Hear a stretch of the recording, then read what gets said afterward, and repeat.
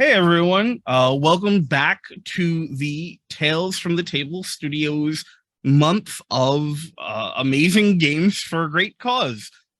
We're here to bring you a fantastic game, which I'm going to talk about in just a second and then pass you off to our amazing GM and players. But first, we want to talk a bit about why you're here.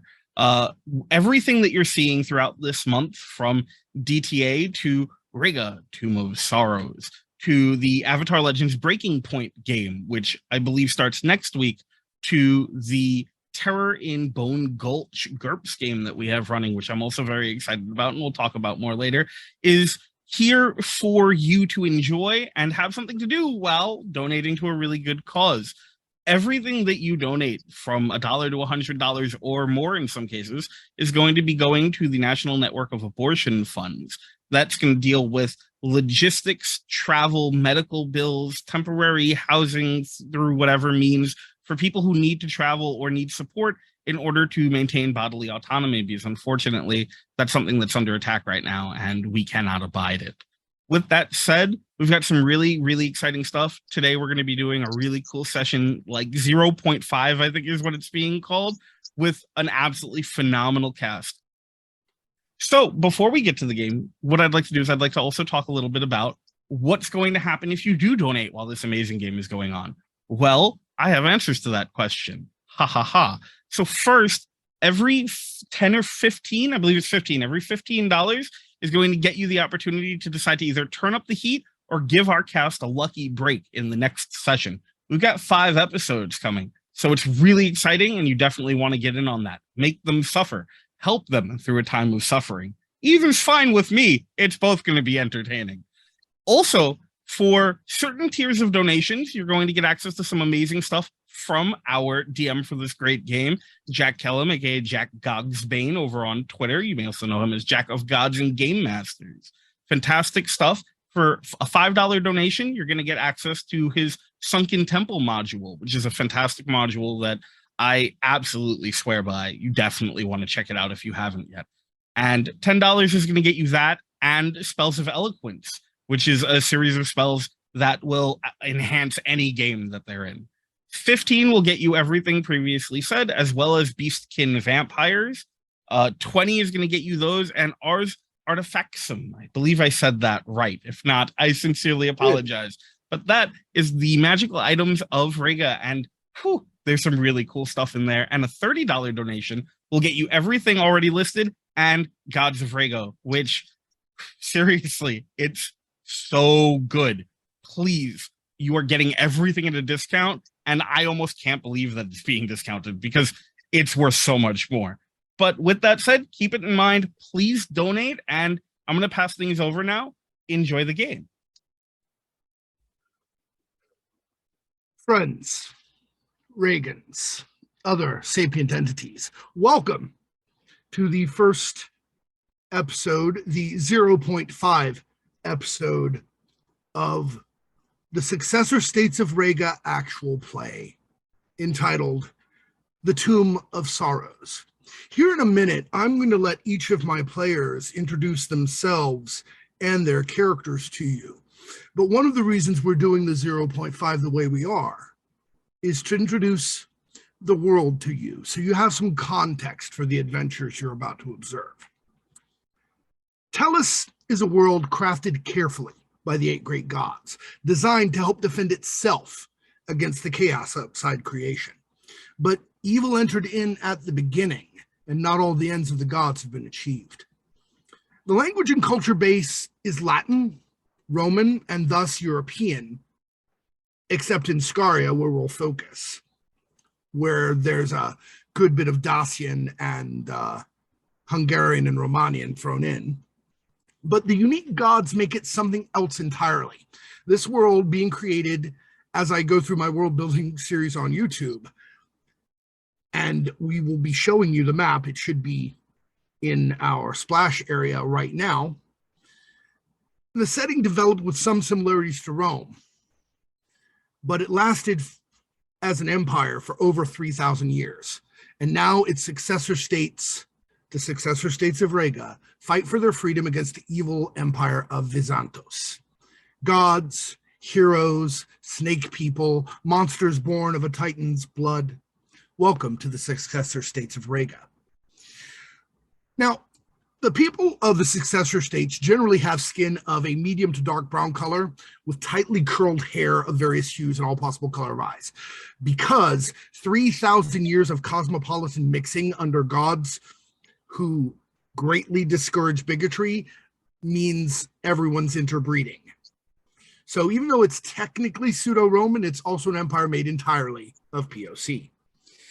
Far to the west, we have Hesperia, which is Iberia under Rome, but even more advanced. Their nautical skills unmatched. Celtia, a little bit to the east. A republic ruled by a council of chieftains and elders who only choose a leader when they have to. Sort of like Roman Gaul or Charlemagne's France in some ways.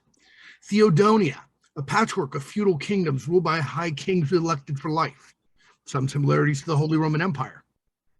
And Scaria, where we start. What became of Roman Dacia after the empire fell. Elements of Hungary, Romania, Wallachia, changed by the worship of the Regan gods and ruled by the most effective war leader, the Voivode. All right. I would like to go ahead and introduce you to the wonderful players who will be engaging with the story that we are placing before you. I'd like to start with Q. Hi, everybody. My name's Q. You can find me on the internet at Dorian_Black. The A is little, so if that helps. I'm going to be playing Cole Igniatis, who is a dwarven cleric of Forge Domain, following Ignia. Rev. Hi, I'm Rev. I'm the guy who writes the games for Thought Police, and I'm playing Old Mine Youngblood of the family Foxglove, Oldie for short, who is a Deepwood Halfling, and they are a College of Scholars bard. That's technically the College of Rhetoric. Hate to correct you, but Del. Nope. Hi, I'm Del. You can find me on any of my handles pretty much at Del Deliriums or Delirium is Delight. I will be playing Luca Sobieski, who is a Spartoi, one of the races created by Jack.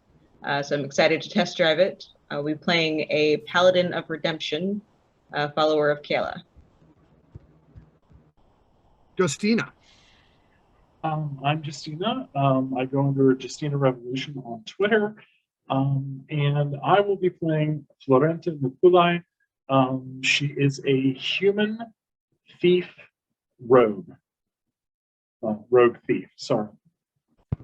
Either way, it gets point across. All right, so to explain what some of these things mean in quickest terms, Q is playing not just a dwarf, but a city dwarf, which is a subtype of dwarf characterized by their long integration with Regan city society and also a certain amount of interbreeding with the human population thereof. His last name, Igniades, actually indicates that not only is he a worshiper of Ignia, but a descendant. Rev is playing a Deepwood Halfling.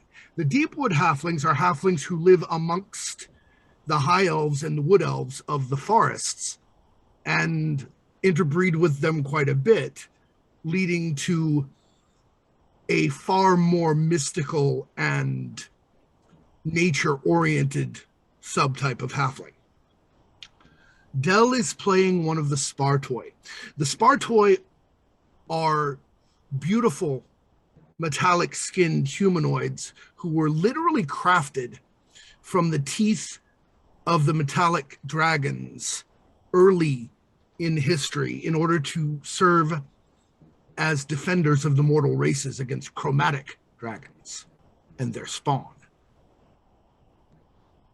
They will be playing one of the bronze type, which are considered sacred to Savios, while they themselves actually worship Kaela.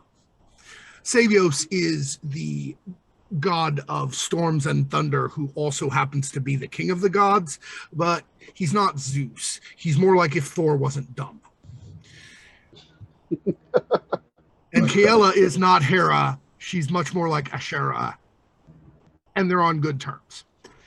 Justina is playing not just a human rogue thief, but a human rogue thief of noble blood, which is always an interesting interaction.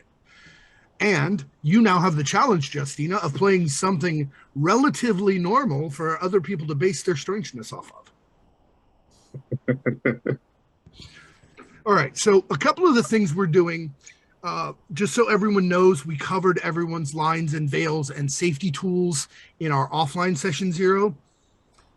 So that won't be discussed in this, but we will discuss for everyone how often we're going to play, when it is, how long it'll be, many other key factors like that. First of all, we're going to be playing once a week. We'll be recording. We will be putting that recording out to you a week later on @Lion Knight's Twitch channel, Tales from the Table. A week after that, these recordings will also appear up on my Twitch and YouTube channels. Please, please donate to the National Network of Abortion Funds. It is a very important cause. We will play, each of us, from the safety of our own homes across the internet. The sessions will last about 3 hours. We'll take a break about an hour and a half in so that we can go and have a cigarette and use the bathroom and that sort of thing. This is a D&D game, yes. 5e, yes. However, there will be a certain amount of horror in it as well. We've touched a little bit on the nature of the setting. I think we've got a kind of a good feel for it, but we're going to get more into that as we discuss the interactions between the PCs. We should be doing this session and 4 more. The genre and tone of the campaign is heroic fantasy with a horrific edge. It will be quite difficult. I will be making my die rolls public using Owlbear Rodeo VTT so that you can see I'm not pulling punches or rounding in the enemy's favor, but I trust my players so they will be able to either roll on the VTT or with real dice in their grubby little mitts like the dice goblins they are. I mean, all of us are, aren't we?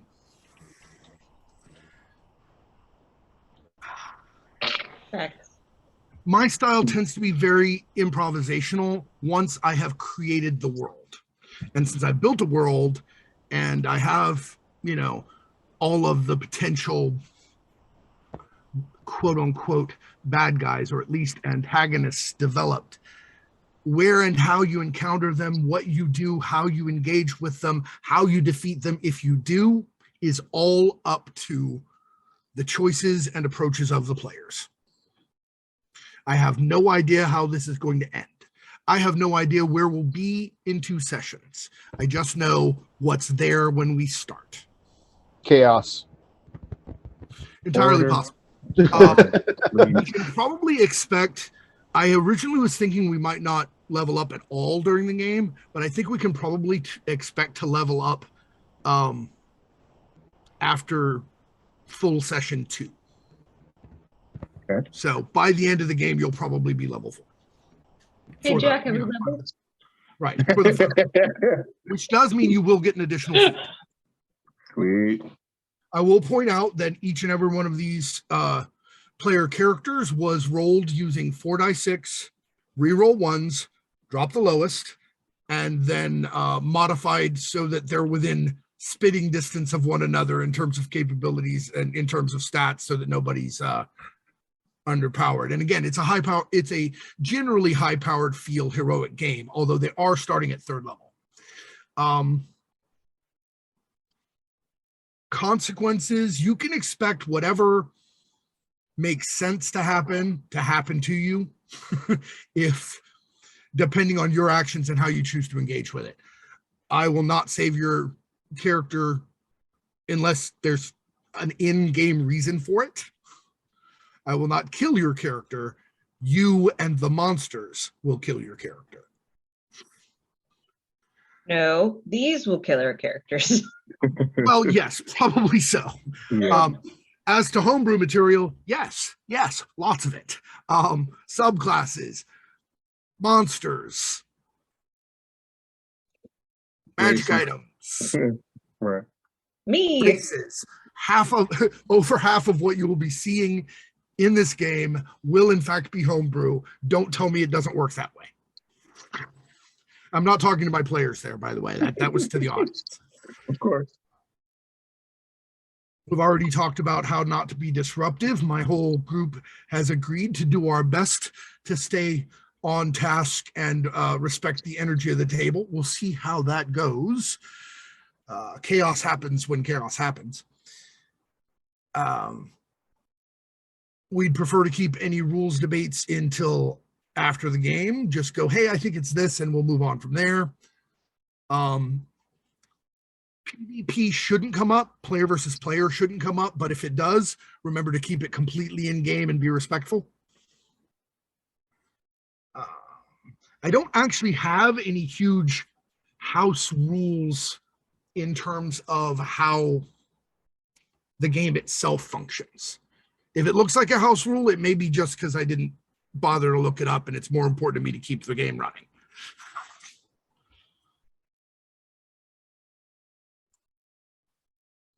And that's actually the full checklist. So at this point, what I'd like to do is, before we move into actual play, I'd like to start talking about what you are willing to share, specifically, of the characters' backgrounds and how you might be connected, so that we have, again, context and groundwork for our audience to understand your interactions and relationships. And I will start, once again, with Q and the city dwarf, Cole Igniades. Wonderful. Cole is very devout. He sees the world having fallen to wickedness, and it is his plan to be a light, a fire that will purify the world. He's not, fire and brimstone normally, but he can be spurred to that if tested. He is a city dwarf, but he tries his best to stay out of city politics. He finds there's nothing but, vipers and venomous tongues everywhere he looks. So he actually goes out to, the smaller towns, smaller cities, to help out where he can. He's a very accomplished smith. So if he can put a hammer to it, he 1000% will, and is happy with that work. Excellent. And the wonderful thing about being a cleric of the forge is that the hammer is so very multi-purpose. Absolutely. Rev. All right. So I am, as was mentioned before, a Deepwood Halfling. I come from a place where the wood elves and halflings have lived together for centuries, if not longer. And so in my long name, it mentions of the family Foxloved. My halfling family and their elvish relatives have for generations worshipped the fox god. And so I was raised in the faith. I was educated and trained in the temple. Churches in this type of world being your main schools in a lot of cases. And then I'm still fairly young. I'm in my very early 20s and just sort of set out into the world in the last year, heading my way up here. and going on the various adventures that earned me my few levels. In terms of the faith and general attitude, he's kind of weird and mercurial, even for a halfling. He can just as easily be kind of drunken and rowdy and bantering just like anybody off the street, and then a beat drops and the next moment he's responding to questions and comments with cones and religious riddles. And then in another moment, he could be right there after that launch into a serious, passionate religious sermon. And it kind of reflects the fact that he does, his God is a chaotic good God. And he's all about trying to encourage people to find themselves, to be liberated from the expectations of other people. It's okay if you want to go and be an ascetic monk and live a strict, deprived life, but that has to be what you actually want, not an expectation that you have put upon you. Which may be some irony that he has yet to unpack regarding the fact that he's part of a long, multi-generational stream within this faith. And in general, he's extremely persuasive, as fits a bard, but also, perhaps unusually for a bard, he's also a top-tier religious scholar. And so, like with Q's character, we'll probably get into some interesting discussions. For sure. Like, yeah, because I part of what I like about Q's character, and perhaps we might have even run into each other and have like a little frenemy vibe already going, kind of going on, because when we first meet and we talk, we're like, oh man, yeah, we've got the exact same principles. We're all about like purifying the world and freeing everybody, but we come at it from very different angles. Completely different perspectives. Yep. For a little bit of context on the halflings of Rega specifically, you don't need as much context for the dwarves, except to understand that his city dwarves more closely resemble the humans that they have interbred with. But for context for halflings in this world, you got to understand halflings are the fourth sapient species made. First were the elves. Second were the dwarves. Third were the humans. Fourth were the halflings. From the myth of creation, thinking the world a bit boring and bland, Lunos and Vulpos being the fox god he's referring to, in their enigmatic wisdom, crafted then the halfling people, to sow and to reap, to laugh and to hide, to trick and steal and amuse, but also to maintain and support, to give heart, to bring luck. So halflings are children of the moon gods. They're unpredictable, they're changeable, but they're never fickle. They're utterly loyal, and they exist to improve the lives of others as their God-given gift. You can always choose to do something entirely different. They also gave you all free will. Some of them are regretting that. But it is important to note that, deifically speaking, Vulpos and their sibling Lunos, because Vulpos is entirely I refer to them as pansexual, as they take every form, and they really are the form they are when they're in it. They're not pretending. Every form is their true form. And Lunos is agender asexual with a constantly shifting body type. Ignia is a very distinctly large, muscular, powerful female lesbian who basically looks like a character even darker skinned, but built like Luisa from Encanto, just with fiery red hair. And that brings us to Dell. Hello. So a little bit about Luca. They are non-binary. as far as the background information, they were not always on the path of redemption. They were, in fact, a not so great person. They took advantage of being the Spartoi, one of the revered races in the world. They took advantage of people looking at them, revering them, and holding them to a higher standard, and got away with a lot of stuff. They were bounty hunter initially, and meeting a paladin of the path of redemption themselves and kind of blowing it off before hunting down a big bounty that had been sitting down for a while, and realizing that that bounty that they cashed in had changed over time. It kind of made them look in on themselves and be like, oh, people can change.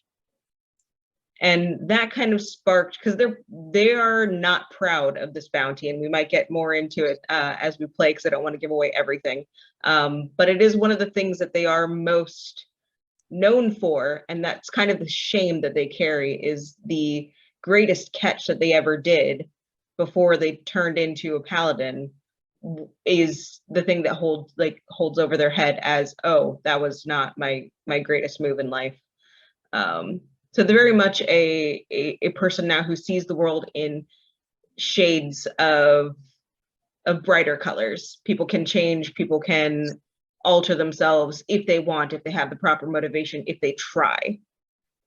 But, and there's a limit, and it is that try. And they look at things as, are they willing to? Because while they come at things as a more, not pacifist, but avoidant of violent behavior, do no harm, but take no crap. So I don't want to hurt people. I don't want to get into trouble. I don't want to start anything. However, once we get to that line, and that line is drawn, and you're firmly not going to change your mind, because I will try to change your mind. Once we get to that point, and I realize, that's not going to fix anything, then I will make sure that myself and my friends don't come to any harm. Because there is a limit to patience. It is not everlasting. While my goddess praises peace, and I follow with her, I really do. Limits. I'm only Spartoi. Absolutely. For further context on that, Kaela, the Queen of Heaven, is seen as co-equal with Savios, especially by the people of Rega, because a few thousand years ago, Savios had determined that he was going to destroy the entire civilization, the whole empire, because they had offended him. And only Kaela's intervention and convincing him that people could change, that people could be redeemed, kept him from doing so. On the other hand, she has herself, on occasion, grievously smitten some individuals who refuse to change their ways. So, hey, sometimes. I was just going to say on Dell's thing, like sometimes just there's people who have just gone too far off track, and they just need to be recycled so they can get another do-over. Honestly, you just need a good smiting. Just wow, there you go. Patience is a virtue, but I am still on my path. Okay, I will. On. I could see L and Q getting down for some tag team smiting. I can also see, as a way to lead into Justina's background, especially, I can see Luca having some interesting interactions with Florenta, as Luca is this paladin and former bounty hunter closely involved with the underworld, and Florenta is a thief. They may, in fact, have had some path crossings before. What do we feel about that, Justina? I think that could be interesting. Yeah, Florenta is basically a younger daughter from one of the Boyar families in Malostova, and one of the things she did was run away and become a criminal. basically because she didn't like the way her family is a perfect upstanding family, and she just wanted to rebel against that. So stealing stuff and running around doing things like that seems like the best thing to do. Be my friend. Kind of, intentionally trying to see how bad of a stain you can put on the family reputation without actually doing anything evil. It's more like, if I get caught and put a stain on the family reputation, I was a bad thief anyway.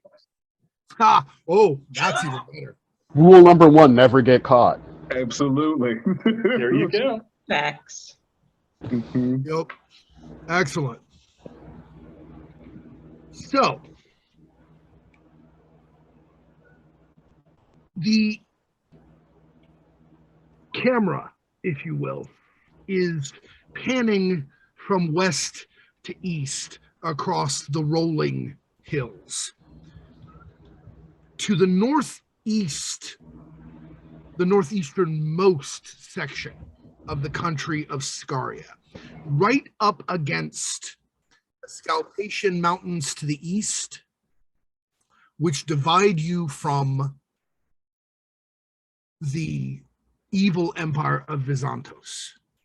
To your north, the hills start rising but flattening to cold and desolate steppes inhabited by various, as the Regans call them, barbarian folk, like the Skiri. Officially, the town of Balastova, which you find yourselves in at the beginning of our story, used to be a Regan legionnaire town. It was originally founded as a legion fortress. The walls around it still date from that period, over 1,500 years ago. Rega fell 1,100 years ago.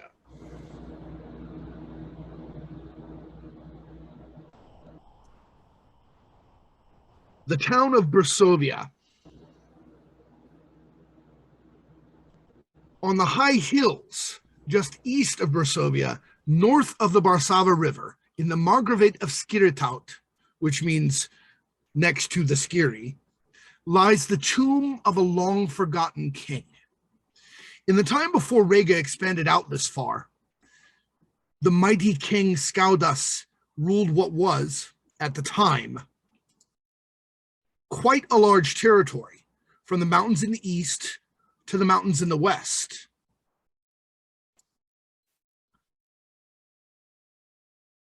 From Barsava in the north to the edge of the lands of the Skiri, the trackless steppes.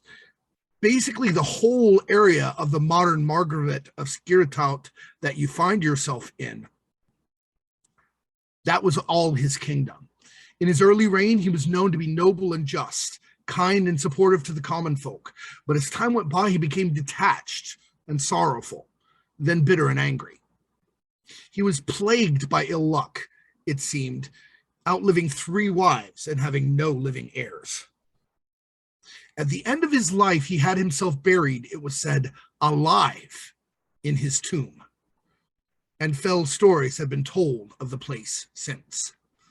But nothing ever ventured out, and no one went in. And for 3,500 years, it sat undisturbed, moldering in darkness and sadness. Until now.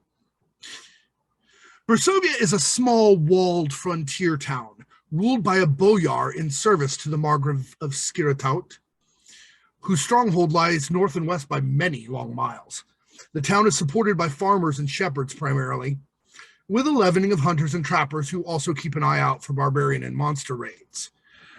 But a large portion of the town's population are warriors, because there you are on the eastern border in a fortress town, on the northern border as well. This is a place that sees a lot of Byzantine incursions and barbarian raids. Now, what brings your character specifically to this from the perspective of many of you who are from great cities, this primitive, benighted border town. Q. Cole is here to just lend a hand with incursions from, Vizantos and the barbarians. People are going to need their armor fixed. They're going to need healing. That's why I'm here.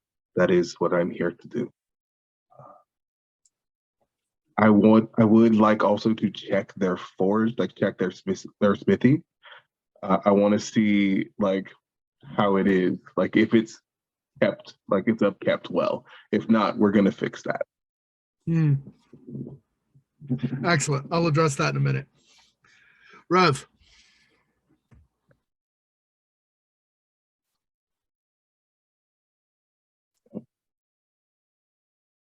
I think you're muted. You're muted. There we go. Oldie came up here because the Temple of Volpos needs more strong followers, just like the area in general needs more strong folk to help them with the issues that they're facing. And so he came up here as a matter of religious compulsion to a certain degree. And also there's supposed to be a great uncle wood elf up here somewhere, so you can try to find him. Nice. A lot of greats. Yeah, I mean he's like, he's only like just about probably approaching middle age or so. Right. Of course. I'm a halfling, he's an elf, so Yeah. One of the things to remember, of course, is that the fall of Rega is in living memory for some elves. Yeah. Yikes. Oof. Del. They are there to just explore essentially what it is. Luca likes to travel and likes to meet people and see if any of them need help finding a better way to be themselves. Very cool. And Justina. The first thing that springs to mind is Florenta is here because there are soldiers who draw paychecks and they need entertainment. So gambling and cheating at gambling is a fantastic way to earn extra money. Plus, did we know about the legendary tomb near here? Yes, you do. It is. And tomb robbing an ancient place and selling the artifacts would be a fantastic way to build a fortune. And it is actually, it is That never goes wrong. actually something that happens from time to time, because while people don't generally go into undisturbed tombs and rob them, there is this unfortunate tendency for things to crawl out of these tombs eventually. And once that happens, it's traditional to go in and take all their stuff. This is a thing that happens all across Rega and its successor states, because it's a really old place and there are lots of ruins. So Florenta, that her reasoning would be, something's going to crawl out of it eventually. We need to go in and take care of it. And besides, there are things in there that people could use.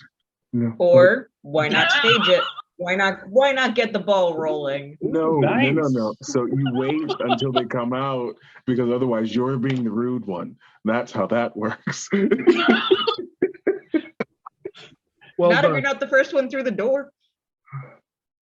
All right. Going to go so My well. job is to go in and get things. So, Q, in answer to your statement about the local smithy, Yeah. first of all, there are two. You have the smith who handles the general town, and you have the boyar smith. Okay. You are not yet at this time given access to the boyar's smithy. However, the local blacksmith, Master Bogdan, keeps a very, very well-kept and properly put together smithy. Good. It sort of doubles as a chapel to Ignia. Perfect. Oh, yeah. And he also seemed, you would guess that as you are a city dwarf, he is the human equivalent the other direction. Okay. So probably part dwarf in his history. Fair enough. He is also romantically linked to Mistress Ilyana, who is the shopkeeper at the general store. She is a known wizard. No one knows how old she is, but she does occasionally talk about her boyhood as a young man in Kaltia. Okay. Great. The pictures for these people are in the few NPCs doc that I told you about. Love that for her. Yep. I would like to give my blessing to the smithy. I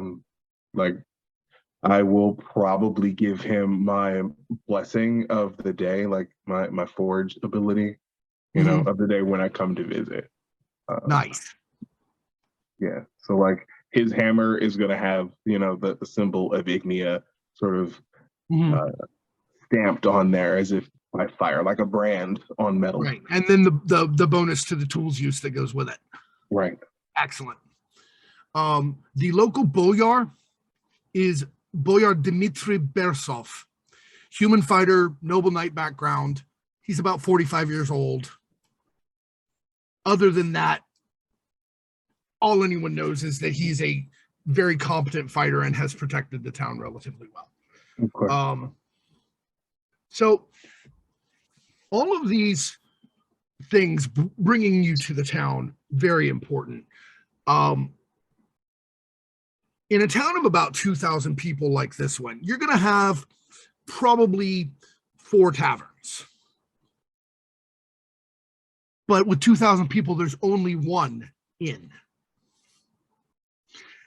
And the inn will have the best tap room out of all of them, usually. So what we're going to say is, first of all, you need to think to yourself how long you've been in town. None of you are native. So it's probably no more than a few days. So what do you think, Q? Probably a day and a half. Okay. Rev? Probably just like a couple of days, just checking in with the Temple of All Posts and getting settled in. And yeah, I'm sorry about the cat here. As you saw me get swatted in the face, that's what happens if I stop petting him. It happens. Say hi, Jack. I think we're hello. Yep, shares my name, or rather I share his name. Anyway, so interesting thing about that, something to note, while there are individual chapels, the temple in general is a temple to all the gods. Because it is a unified pantheon. It is what in religious terms is called a tight pantheon. And the priesthood is generally, other than small sects like yours, Rev, the priesthood is generally to all the gods. Don't get me wrong, each of the clerics and priests will probably have their patron, as Cole does, but they will also be expected in general to do the services for everybody. So there's one big church. So almost more like chaplain style pastoral services. Yeah, very much so. No. Probably been there.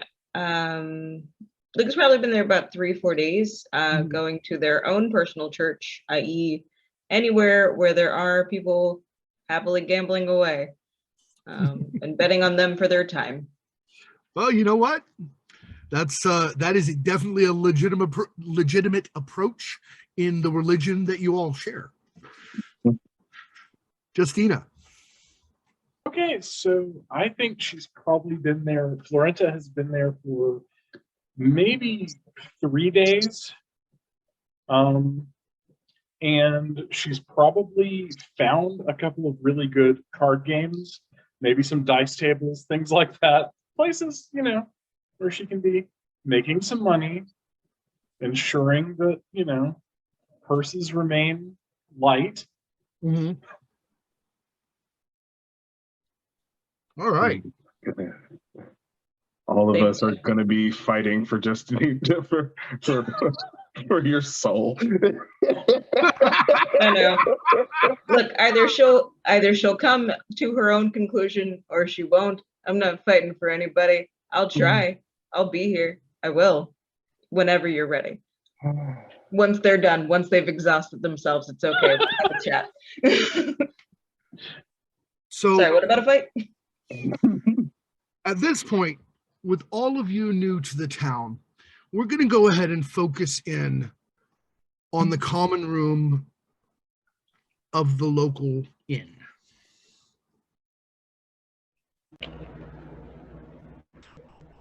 It is a relatively large affair, well appointed. It has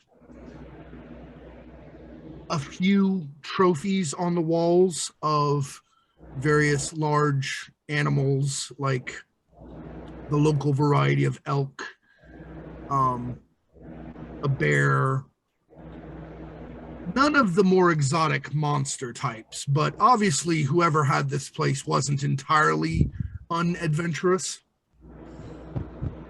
The inn is called the Bee's Nectar, and like many inns and taverns across Scaria, it has as many varieties of mead as it does of beer.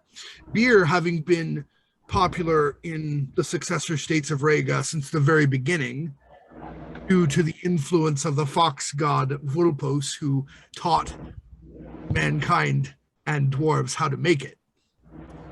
But mead in Rega itself and its successor states very rapidly gained almost equal importance, far more importance in the successor states of Rega than wine has ever had, due to the influence of the god of beekeeping and the introduction of mead, which I have managed to forget my own name for. So that's real. Luckily, I have reference materials. It be like that sometimes. It does. Aristus. Aristus is the neutral good. Is known. He's a demigod, known as He of Good Cheer, the beekeeper, mead maker, and hive lord. His twin was Clepus, the Regan demigod of healing. At any rate, once mead was introduced to Rega, it became tremendously popular. It isn't 100% clear why wine never took off as a big thing in the successor states of Rega, but you have heard that it's very popular in Visantos. Well, that right there. That's every reason I need to not want wine. Mead is good. We like mead. We're a fan. That seems reasonable. And I can make all the beer that I want. So The innkeeper, whom, let me put his picture in the chat, is a very dark-skinned gentleman from Hesperia originally. Actually, just go and look at him later. He's in the NPCs folder. He is a very dark-skinned gentleman with white hair. His name is Master Piero. He is a Hesperian soldier who retired after serving against Visantos voluntarily, as many people from other places in the successor states of Rega come to Scaria to help defend against. Master Piero is about 57 years old and is known to prefer male romantic partners, but he's not super picky. He is, however, a good-looking older gentleman. So he is behind the bar. He has been serving drinks. All of you have rooms at the end, unless you've been sleeping on the streets. Go ahead. Anybody sleeping on the streets? No? Okay, good. You're Good none of thing. you. Yes, Said I'm Del? good thing. Right. You're all third level, so you've certainly had enough money to have walking around money and money to spend at the inn and money to spend on drinks and gambling. So that's not something we're going to worry about. In the inn right now, it is late afternoon. It is after the time when people would be working, but before the time people give up and go home and go to sleep. This close to the mountains in the east, it can take the sun a long time to come up in the morning. Like the sky will get brighter, but because of the mountains, you won't see the sun itself sometimes till 10 a.m. or the equivalent thereof. Okay. Time is very often kept with water clocks, candles. Occasionally, a really rich person will have an actual mechanical clock that the dwarves have made for them.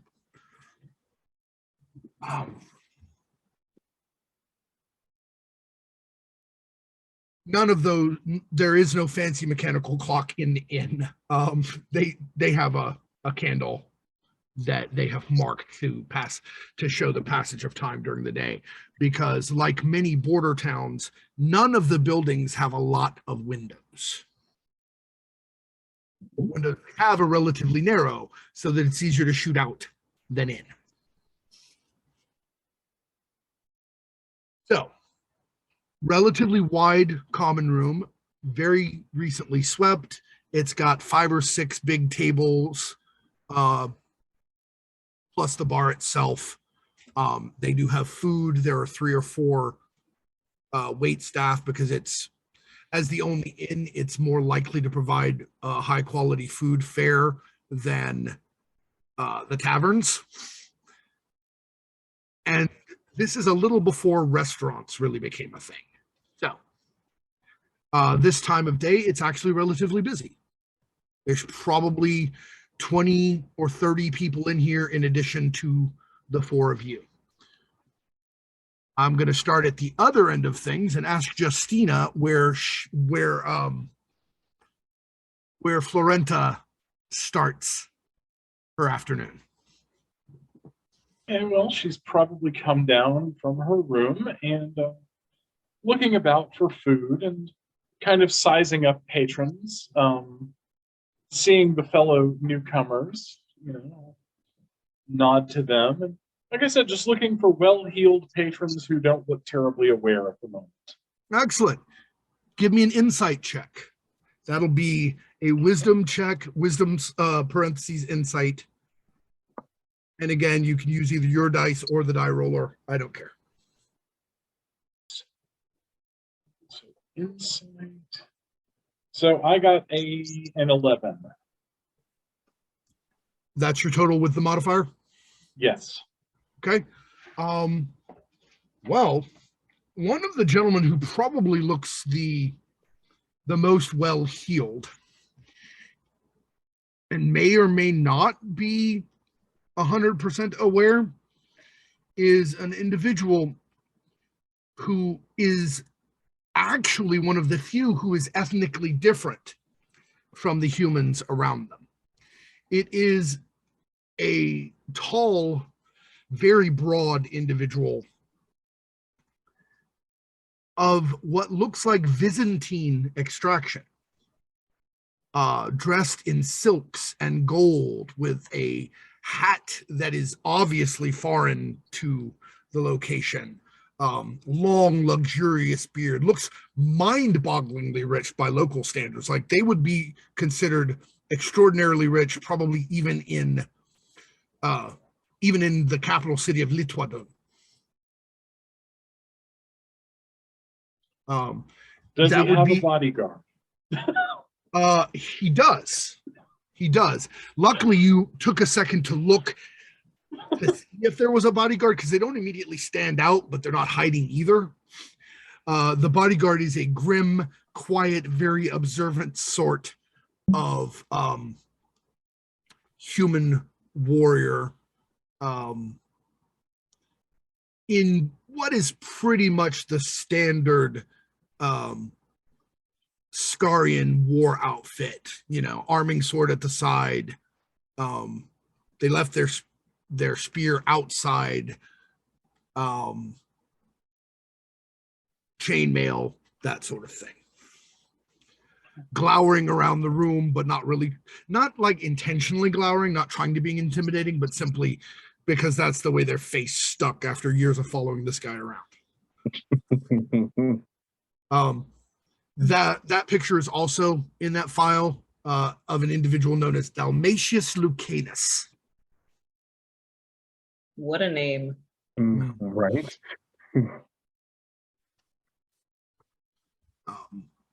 Now, if somebody, let me know if you want to ask locals about him before you get interaction. None of you are actually from here, so you wouldn't automatically know a whole lot more. Del. Hello. Where is Luca? Luca is probably in one of the darker corners with some probably seedier people playing cards in a bet to see if they can get 30 minutes of their time if they win. Nice. All right. In that case, what I will need you to do is go ahead and make me a roll using your you said dice you're playing? Yeah, they're gonna do dice. Okay, then you're going to make a since you're not trying to cheat, probably. Are you trying to cheat? Probably not. Then we're going to use wisdom plus your proficiency in dice, so a +4 bonus. Sure. That is a 15. All righty, and we will see what your opponents manage.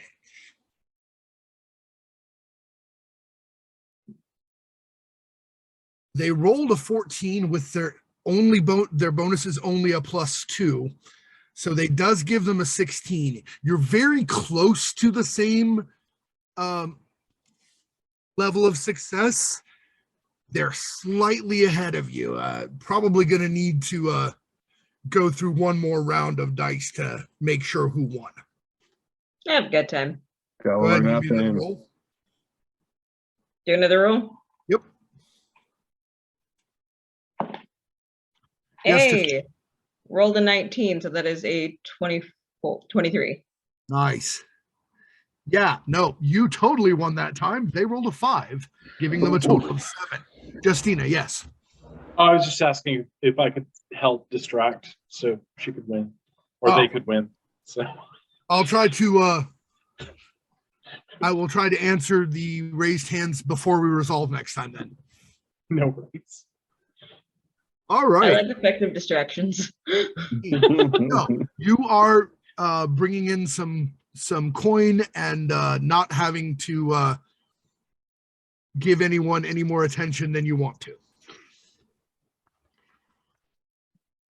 So, Rev. Let's see. I'm gonna make a random choice here because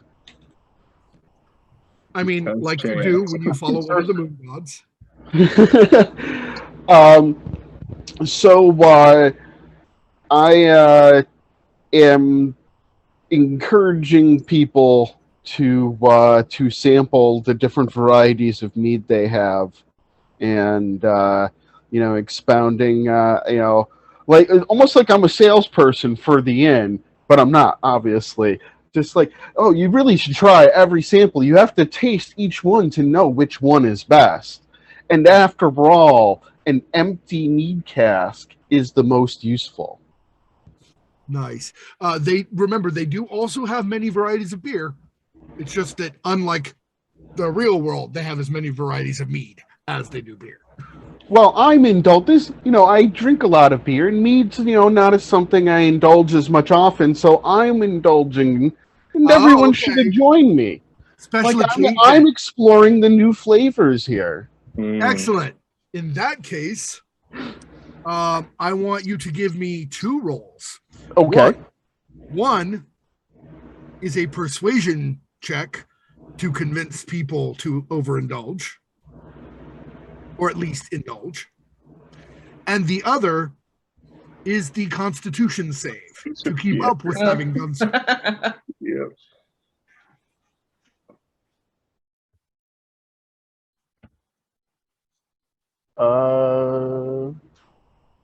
Ooh. So that's a 19 for my persuasion. Hey, yo. Nice. And then what was the second roll for? The second roll is the Constitution save, since you yourself are indulging, and you don't do mead very often. 13 plus 2 is a 15. Oh, excellent. You are doing fine. Your body, Woo! as a follower of Volpos and a regular imbiber of strong drink, you're used to this sort of thing. And thus, your DC was lower than it might have been for someone who doesn't drink near as much. Now, you still had to roll because mead is sweet, and sweet alcohols go into your system faster than perhaps you'd expect. So you actually feel a little... So easy. So easy. Too Right. easy. And it burns into your system faster. So you are feeling a little tipsy, but you have no negatives. Okay. Okay? Feeling good. Oh, Yep. yeah. And you are quite popular. Q, what is Cole doing? Cole has just gotten in. He's been helping out around town. Definitely visited the smithy. He is, according to his family, a bad dwarf because he does not drink. He tries to stay away from intoxicants and generally any of the temptations that the world has to offer. Do you so, need to make a check from his persuasion? Breaking my heart. listen, No. Unless the persuasion is specifically aimed at Cole, I'm not making PCs make that check. Let me know if you do end up aiming it specifically at a PC. Yeah, that's the kind of PvP that we're more tolerant of. Right. So he just gets his food and he sits down and he will create his own water because he doesn't want to go through that conversation. He will ask for water. They will look at him strangely and offer him ale or beer or mead, and he will say no. So he just prepares his own. They will, in fact, give you water after the second time you ask, because you. they are on a river and they don't know you might be on duty. You're right. Correct. It is a military town and there's fresh water readily available. Right. So yeah, after the second time, he doesn't feel as bad about asking. So he will, ask for the food and water and just enjoy the relaxation of knowing you did a hard day's work. In this bar full of heathens. Exactly. He is.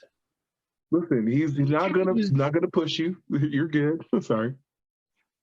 As each of you settles in to your own comfortable approach to mingling with other people, mostly human, but Rev, you're not. Old D is not the only halfling present. Cole is not the only dwarf. There are one or two more. There is an elf in the opposite corner from Luca, who is sitting by themselves with their hood up in a, look, I must be an important plot hook sort of way. Of course. Of course. But that may or may not be deceiving. I did want to check one last thing with Justina and make sure that Florenta did not want to go ahead and try something or look for another mark. Actually, I think Florenta is going to walk up to the loudly dressed Byzantine fellow and say, "Good afternoon, how are you doing?" Oh, hello. It is a pleasure to meet you, young lady. What is your name? My name is Florenta, and I cannot help but notice you do not appear to be like the others in this tavern, so I wanted to ask, what brings you here? What is your business?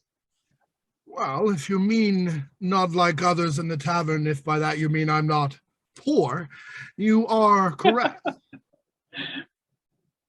I am Dalmatius Lucanus, once of fabled Vizantos, but I have left that place for its wickedness and hatred of all mortal kind.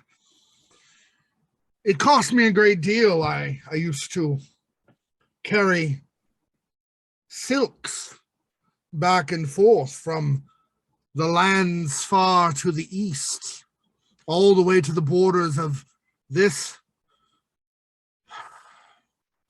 relatively wonderful, civilized place. But at least I can still get spices from the south and make a basic living that way. How about yourself? I am traveling. I am wandering about to see the world and as much of it as I can. So this is why your unusual manner of dress made me want to speak to you. Oh, that's very reasonable. I myself am very fond of traveling and seeing new things. You should see some of the cities of the far south. They're so different than any of the cities built in the places that Rega once ruled. There's an entire city down past the jungles crafted of nothing but ivory as far as the eye can see, where gold is as common as copper is here. But you seem a worldly sort, and, well, frankly, far more, how do I put this? Well brought up than the majority of these louts. Where are you from? I am from Scaria. I am from a small village a bit to the west of here. Make a deception check. Starting offline. Let's go. Nice. Do it. Okay, not a good one. I got a 6. Ooh. And let's see what I get to add to that. Fortunately, that's a 12, so that's not a bad result. Nice. I don't know if you can see. Are you okay? My screen said you left the party, Rev. It was confusing. All right. So I don't know if you guys can see my die roll, but it's a 15. Oh. Oof. So, and that gives him a 19. So tilts his head to the side, cocks one eyebrow up, and says, "Really, I find that hard to believe. You don't have the mode of speech or the mannerisms of a small town girl." I was lucky. I had rich friends growing up, and fortunately, I still have all of my teeth, unlike many of the people. Now, let's not be unfair. This far to the east, the only reason people are missing teeth is, well, all the mead and getting hit in the face by Byzantines. I am very good at ducking. All right. Meanwhile, at Meanwhile, over at Luca's table, the fellow you were dicing against, or girl, which one were you dicing against? Had you chosen a male, female, or non-binary dice partner? Like, I don't know their choices. And no, What do they I'll look like to you? we'll go with male, since that was the first thing you said. Cool. All right, so he's about 5'11", slightly heavier than medium build, broad in the shoulders. Look, like the majority of people in this town, probably a soldier, although he looks like he might be an irregular or an auxiliary because he's wearing leathers with reinforcement in a few places rather than any sort of heavy armor. So maybe he's a scout or ranger type. But the main thing you're going to remember about him for the rest of the evening is how disappointed he is that he is not winning the dice game. But meanwhile, while the disappointment is evident on his face, he does say,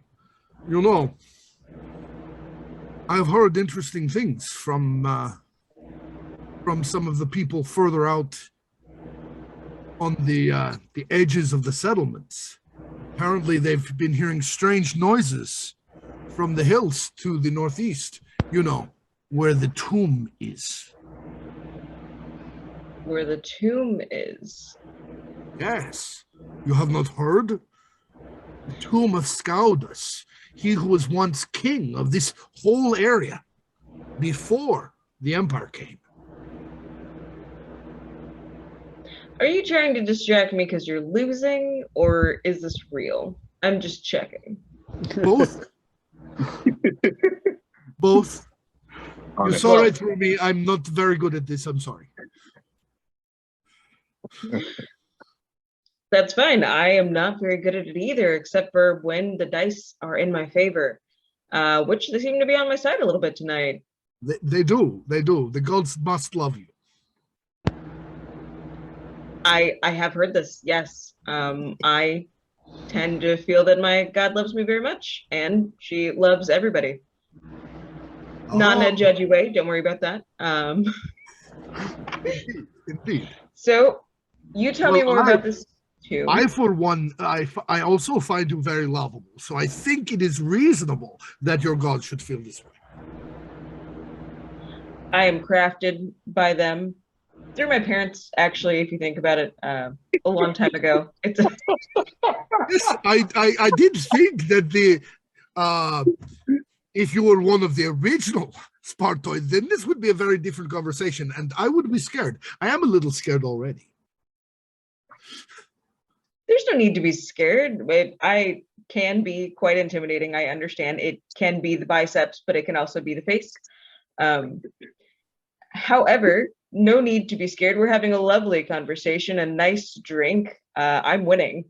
Yes, and I therefore will at this very moment buy you another of the drink. That sounds like a wonderful plan. I would love to drink with you, talk with you, hear more about this tomb. Are there problems? Are people in trouble? What happened? Not that I know of yet. Just we have heard the the sounds coming from it. But the winds coming down out of the northeast has been colder than it should be for this time of spring. So, has anything ever come out of the tomb? No, not to my knowledge. It's been pretty undisturbed. Yeah, no, it has been closed for I don't know how long. I'm not a historian. Perhaps the temple knows more, if you're truly interested. I'm always looking for something to do. I mean, you are a wonderful pastime as far as company goes. I have been told that. It is true. Meanwhile, over by himself, quietly munching away at his food and sipping at his cold, clear water from the mountain streams, is Cole. Yeah. Perfect. This is very perfect. Which of the other 3 PCs do you think you're most likely sitting closest to? Just because it's funny, probably Rev. Probably the rowdy table full of people drinking and imbibing. Yeah, the juxtaposition is just too good. Excellent. So there you are, quietly trying to enjoy your meal. When the loud cheer goes up from the table next to you, and the sounds of chug, chug, chug, chug, chug. They are not talking to Oldie. They're talking to one of the larger humans that he's managed to convince by this point to try to drink an entire jug of mead as if it were water. No, my friend, you should not just drink. No, what else? Meanwhile, what else are you doing at that very loud table, Oldie? Well, there's this really quiet dwarf sitting next to us, and it just feels kind of weird. So, could go over and be like, "Hey, do you want some mead? Do you need mead? It's on me. Come on." No, thank you. Sure, they have a great variety. I mean, yes, I've heard very loudly, very clearly from you. I am good, but thank you. Okay, that's water. There. Water. Oh. All right. Well, the water's pretty good around here. Your luck. Yes, enjoy yourself. If that's your thing, you enjoy it. Have a good time. Thank you. And you enjoy whatever it is you're doing over there. It seems. Oh yeah, we're just all sampling, and man, I mean, it's really unfortunate that you don't do the mead, because I'm telling you, the Henderson Wildflower Surprise is really like it's out of this world. Yes, only on the high holy days will I allow myself, but for the most part, well, if I see you around on a high holy day, I'll keep that in mind. We'll have a good time together. I can make some great beer. Let me tell you, Volpos has gifted me. Yes. Well, you seem to be very popular. I would hate for you to miss out with your friends. They are chugging an entire. Will you be able to heal him if that goes poorly? Oh yeah. We can fix things if something goes wrong. I mean, every once in a while, somebody falls off a table or trips over themselves or like jumps off of the roof from the manor, and you just got to take care of it. It's no big deal. Party fouls happen. That is not a fall. That is a drop, and there is in fact a difference. What's that? That is in fact a drop, not a fall. Oh, foul, like a party error. Like you make a mistake in a party, like fall, as in you are standing and then you are on the ground. That is a fall. Jumping from the roof is a drop, which is very different. I suppose a fall and a drop are very different. A fall is under the forces of nature, but a drop requires intervention, a force of change of nature from its natural course. Yes, and the hope that you can fly. Humans generally cannot fly.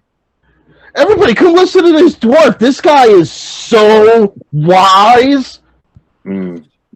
As this interaction is going on, it is at about that time that a very distressed looking young shepherd boy comes into the inn. His long blonde hair curling around his shoulders. The kind of distress he's in is not immediately evident, not brutally evident on the face of it. So I'm going to need insights from each of you to see if you can interpret the expression on his face as he looks sort of desperately around. Okay. Could you give me my numbers? Do you know what my insight is? I do, actually. Happily, I have all these things. Heck yeah. Yeah, your insight is very, very good, Cole. Cole's insight is a +7. Ooh, So that gets me a 23. nice. Excellent. Rev, what you got? 15. Okay. Del 18. and Justina. 16. We're an insightful crew. We are. I'm a little tipsy, so I rolled worse. Right. Exactly. Makes perfect sense. You're distracted by the door. And No, still rolled really well. Right. So, yeah. You got saved by the bell queue, because man, you were just about to get a whole drunken crowd of people staring right at you. So Blessings. basically, all of you become aware this shepherd boy is the kind of distress that is a little bit scared, a Mhm. little bit sad, but mostly worried about someone else. As Okay. he rushes up to the bar itself and says quite loudly enough for everyone to hear, even over the noise of your table, Master Piero,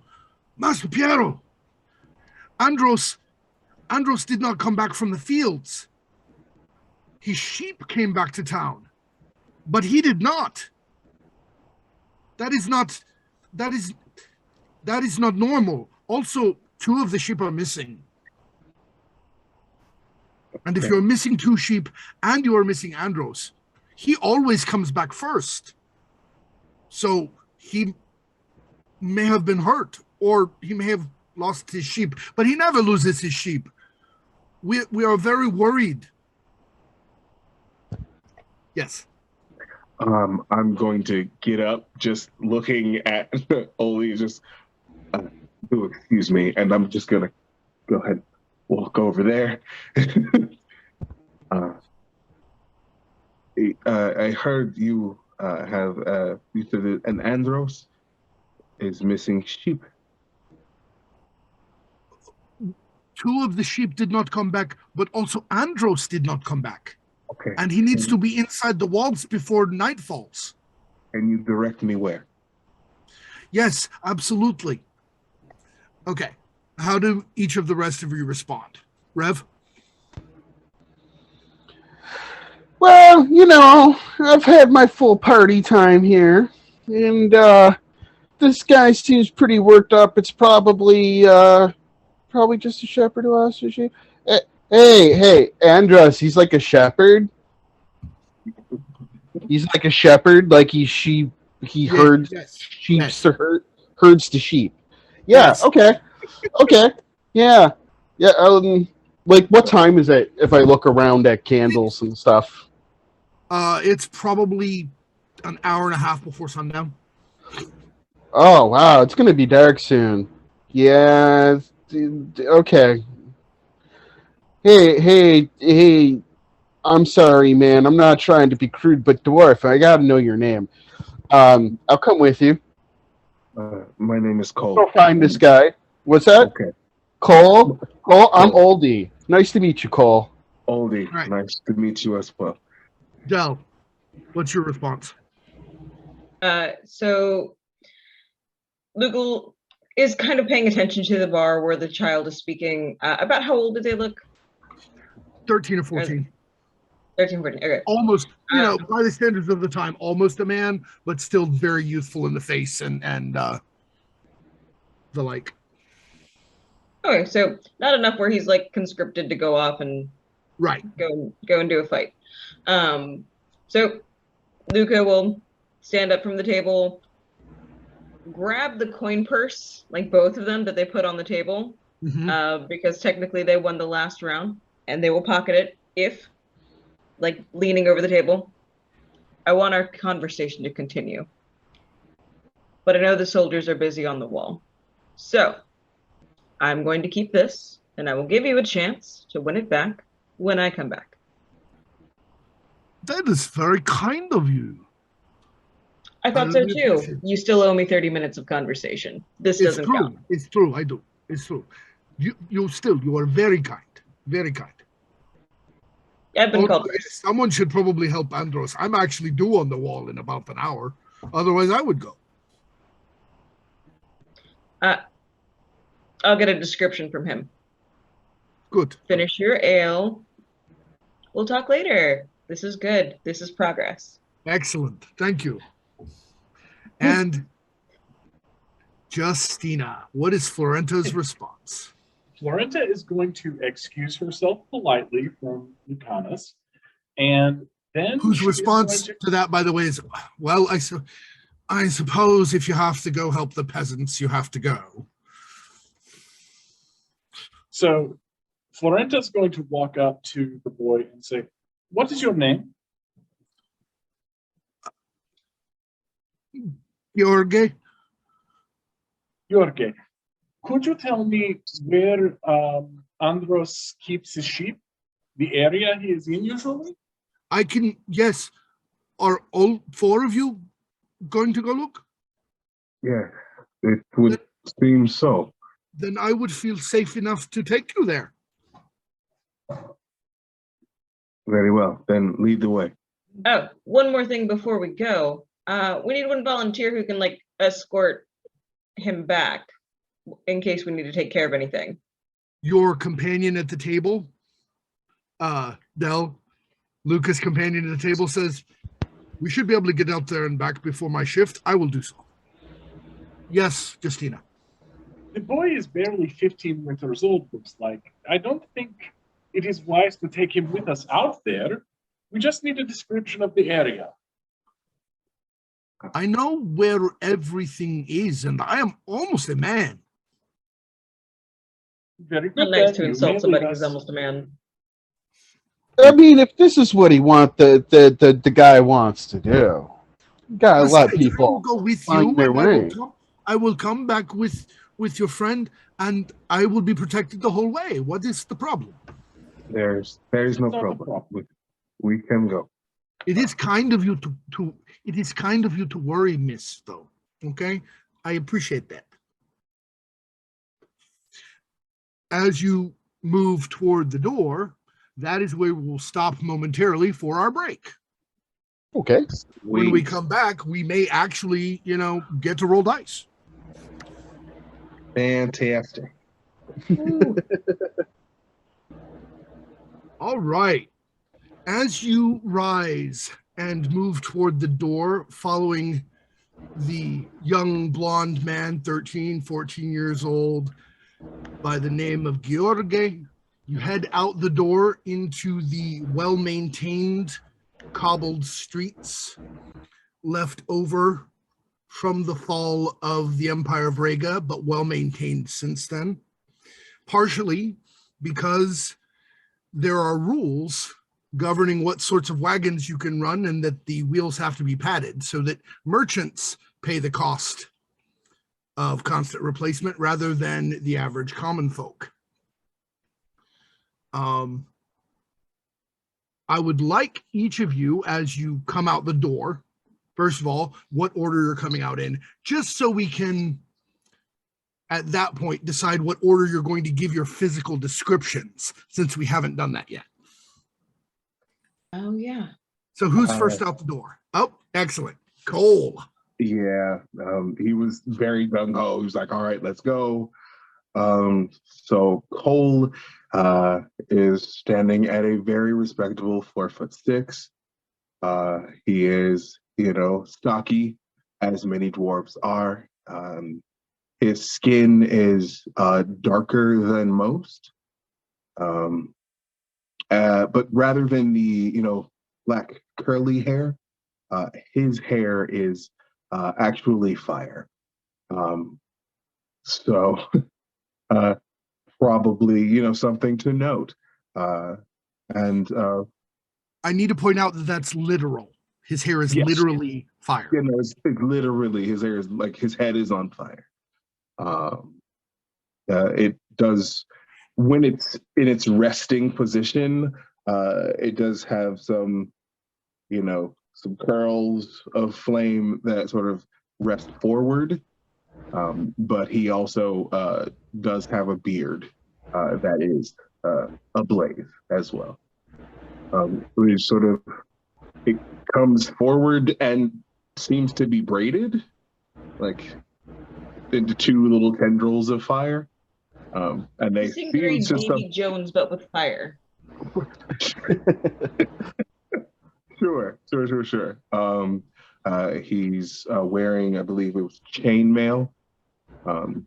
It is definitely well used, well worn, but entirely like beautiful. Definitely looks. It has the insignia of Ignia insignia. Nice. He's carrying a war hammer and a shield. If you have any questions of who he follows, I don't know why. Literally every piece that he carries with him has some form of, insignia, Ignia's insignia, or some flame decoration on it. Yeah. I, Never without your holy symbol. So, Right. Rev, are you next out? yeah, I'm tagging along right behind him because Cole's my new buddy. Best of friends. It's right. You just make friends. That's how this works. You're my friend now. I don't know you. Yeah, I know. You're my friend now. I don't think that's how that goes. So, Oldie dresses a bit more muted than you would probably expect most bards to. He wears fairly plain but well maintained adventure clothes. Basic leather armor. He's got a short bow and quiver on his back.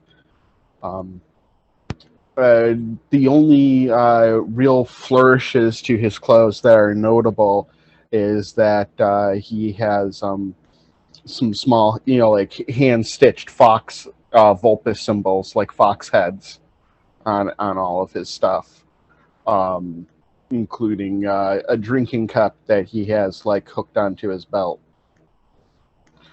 As far as appearance, he's about 4 feet tall, just over 4 feet tall, which is tall for a halfling, and he will, as you find out, often point that out.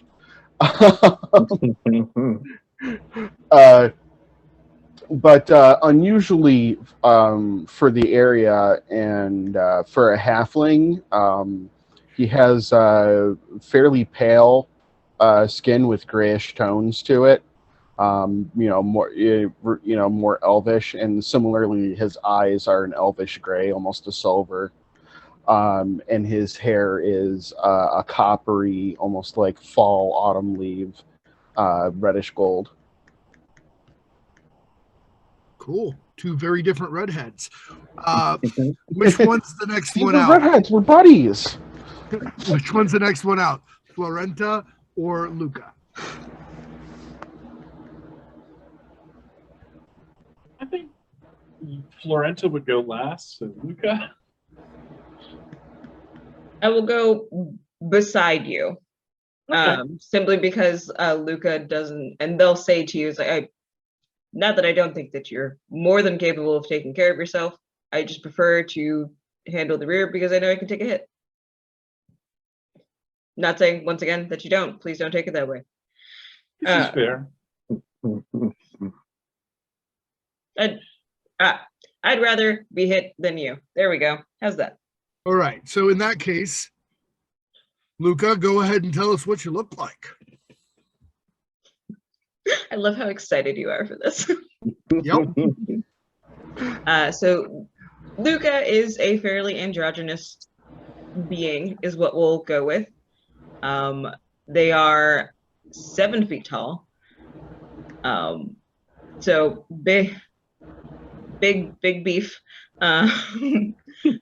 They are pretty well sculpted as far as their looks, sitting at like nice cut jawline. Once again, the features remain rather androgynous, so while it is shaped well, it's still hard to differentiate. Their skin tone is actually bronzed, as a bronze tooth kind of Spartoi, following that description. The hair itself, because it presents, have you ever seen like the busts of Alexander the Great, like Marcus Aurelius, that kind of like curly Roman mop? Is kind of the hairdo that they're sporting, probably at shoulder length rather than like cut at the hair, or cut at the hair. Sure. You know what I mean? You nodded though. Incredible. Instead of cut at the jaw or higher, it's cut at shoulders. Yeah. And the color, there's a very specific type. I'm trying to remember the word for it. It's not patina. Huh? Verdigris. Right. Yeah. So it's that green that goes along with the bronze. My brain kept saying patina. That is like it. It is a patina. Yeah. Yeah. So both are accurate. A verdigris is a specific color of patina. So bronze skin, kind of emerald looking eyes, very well structured, big, 7 foot tall, and then the I can't remember the word now. You just said it. Verdigris hair.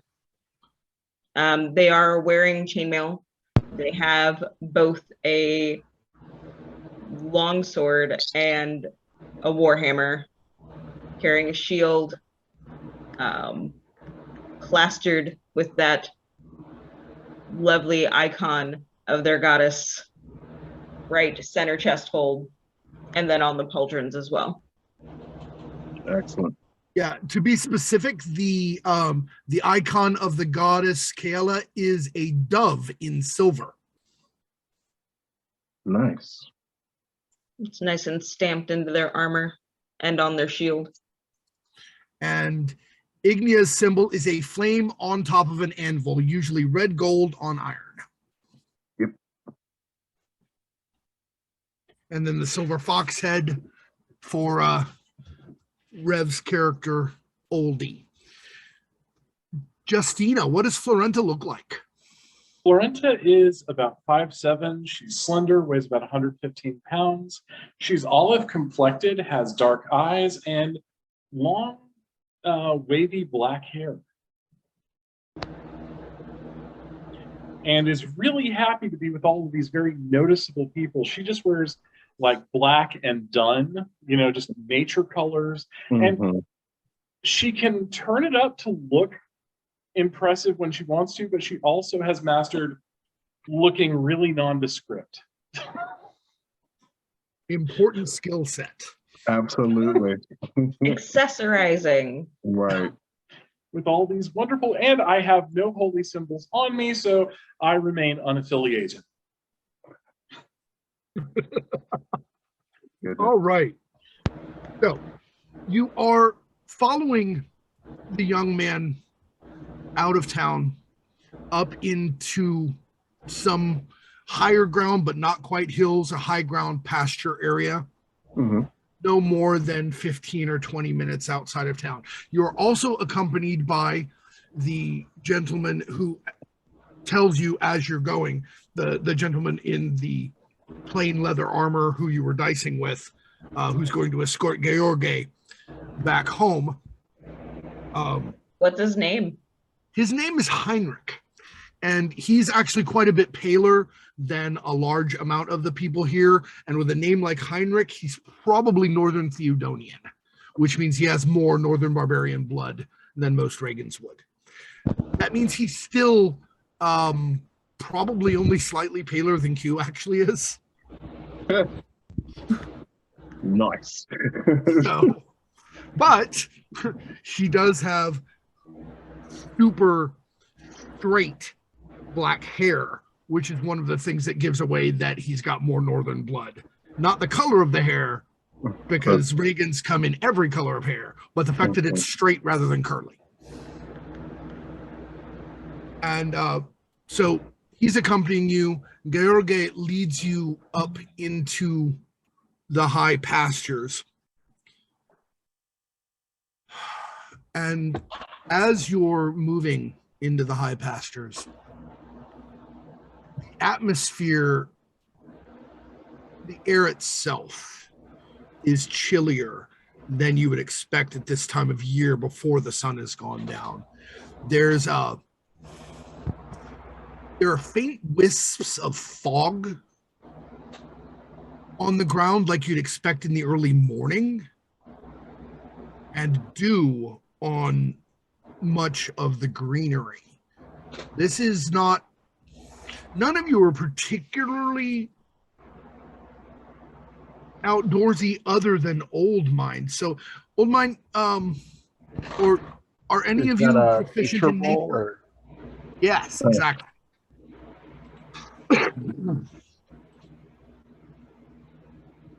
Ooh, that is a 25. Ooh. All right. First of all, Nice. Absolutely not natural or normal at this time of year in this place. You should not find anything like this except in the early morning or after the sun goes down. Because only just to be clear, this is like a intentionally much more sober and serious tone. It's not just me, the player, saying it, but folks, this is deeply unnatural. Something that the weather should not be like this at all. This is not right. Especially since the sky, the further you go into the hills, is darker gray, as if there are high clouds that you can't make out. You know, when the sky gets like that? Yeah, the overcast. Yeah. Yeah, when it's overcast, but you can't actually see clouds. And again, that's not the sort of thing you'd expect at this time of year. You might expect threatening clouds and a sudden thunderstorm because you are in early spring near the mountains, but you wouldn't expect the sky to go gray the way it does in winter. All right. As you get further in and George points ahead, just between those hills there, it is where the pasture is that he normally keeps his sheep. I do not want to go there. I am very uncomfortable all of a sudden. You need not go farther. Thank you. Yeah. Head back. Heinrich, you got it from here? Yes, I can take him home. We will be fine. You'll find out what has happened to Andros, all right? Of course. He has small children and no wife. You both be careful. Just make sure you closely follow the path back. I don't want you to get lost and missed or anything. This is... All right. I should not get lost, but you're right. It's unnatural, this mist. So pay extra attention, please. Absolutely. Thank you all very much for coming with us to help. We will go now. And so they do. You pass into the pasture between the two low hills he indicated, and you are very quickly greeted by an unfortunate sight. Not so unfortunate as you might have been expecting, but unfortunate nonetheless. Before you, the two missing sheep are there, or at least enough body parts to constitute two missing sheep. Parts strewn about as if randomly thrown here and there by the ravaging of very wild and angry beast, perhaps. It looks like parts of them have also been eaten. Their entrails are strewn Their chest cavities and abdomens are open. And they're relatively close together. Okay. I would like to go up to them and see if I can get a feel of what kind of creature might have done this. All right.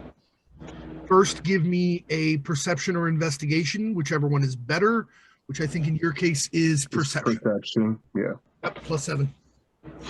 While he's doing that, I'm looking around just to make sure that if whatever did this is not going to come running at us. Very reasonable. You also make a perception.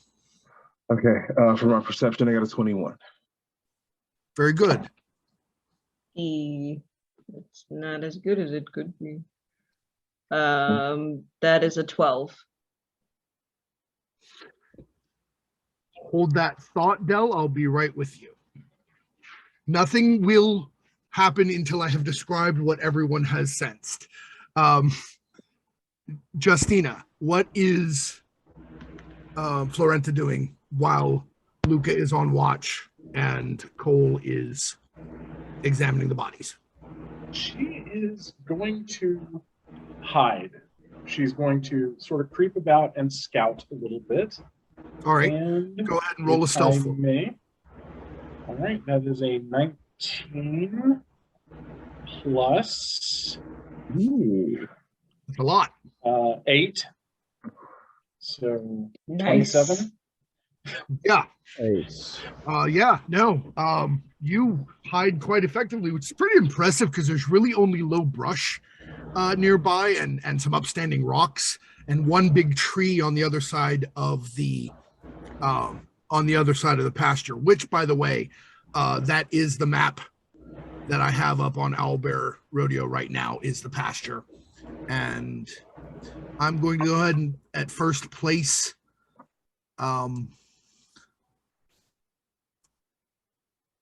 the paladin is there. This one should be there's the cleric. Yes. All right. The cleric is by the corpses here, which I'm not bothering to mark.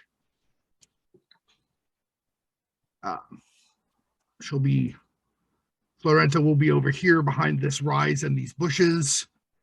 Paladin over here watching out for all the above. And Rev, where is Oldie in respect to? So the corpses are here. Yeah, the corpses are just north of the star figure, which represents the cleric. Oh, that's the cleric, and that's me, the little bandolin. Yeah. Let's see, the rest of the people over here. So probably over this way, looking for tracks of whatever it is that did it. Okay, give me a perception or survival, whichever one's higher for finding tracks. All right, that is going to be. They're the same. So I'll take that. Oof, just a 10. Okay. Well, luckily, these tracks didn't take any time to hide them. So I will go in order of the original requests as I tell you what's happening, except because it may have an immediate effect or not, I'm going to go ahead and put Del and Luca's perception looking out for trouble at the end of the line. Oh, buddy. Oh boy. All right. Because otherwise we won't get through the descriptions of what everybody else finds out. Yeah, that's totally a good sign. Mhm. All right. The best. So, Cole, as you're looking at the wounds, they are very obviously, several of them at least, bite marks and claw marks. Okay.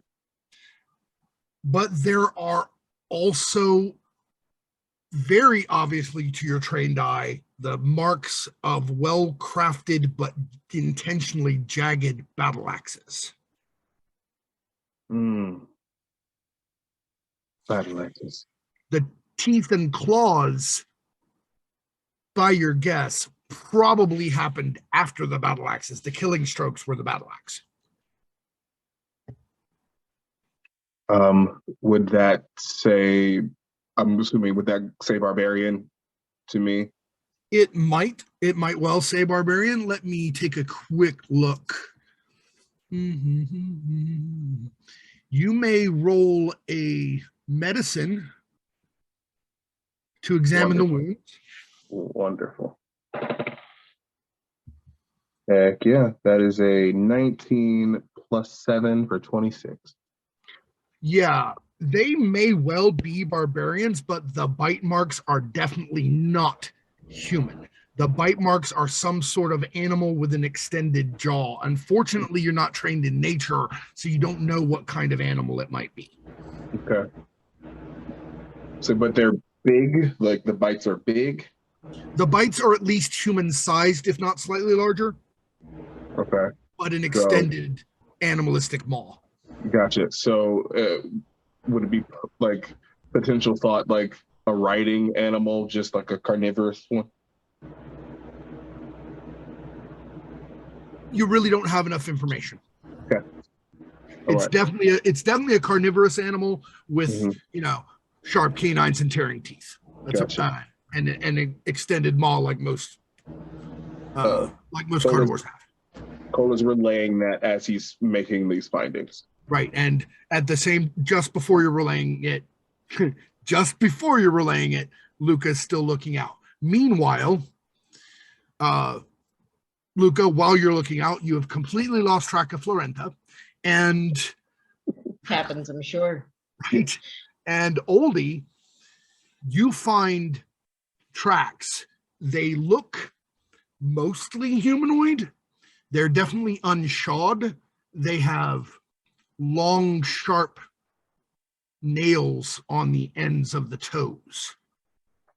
And it looks like there's only, even though the foot looks mostly humanoid, it also looks as if there's only 4 toes in the front. And Can I get a nature roll to identify the type of... Yes, you may. All right, let's give that a go. Wow. That's a 13 plus 6, 19.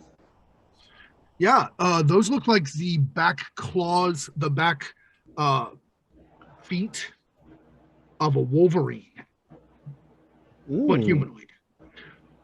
Which actually immediately tells you something, because there's a creature that is known in general to denizens of Scaria that you don't have to roll to know about. Okay. Which is called a glut, which are humanoid wolverines that were intentionally warped using the blood of Invidia into basically perpetually raging barbarian soldiers. Huh. And so like Wolverine Knolls. Like Wolverine Knolls, sort of. Pretty much exactly, yes. Oh, okay. So out loud, then I'm going to go, You're going to start to say that as Luca notices 2 humanoid figures coming around the tree. They were hidden from the other side of the tree, but you notice them before they actually get all the way out, which means none of you are going to be surprised. And as you're going, and as Cole is opening his mouth to explain what he sees, Luca sees these 2 coming. And they are, I'll describe very clearly how they look in a moment, but they are definitely gluts.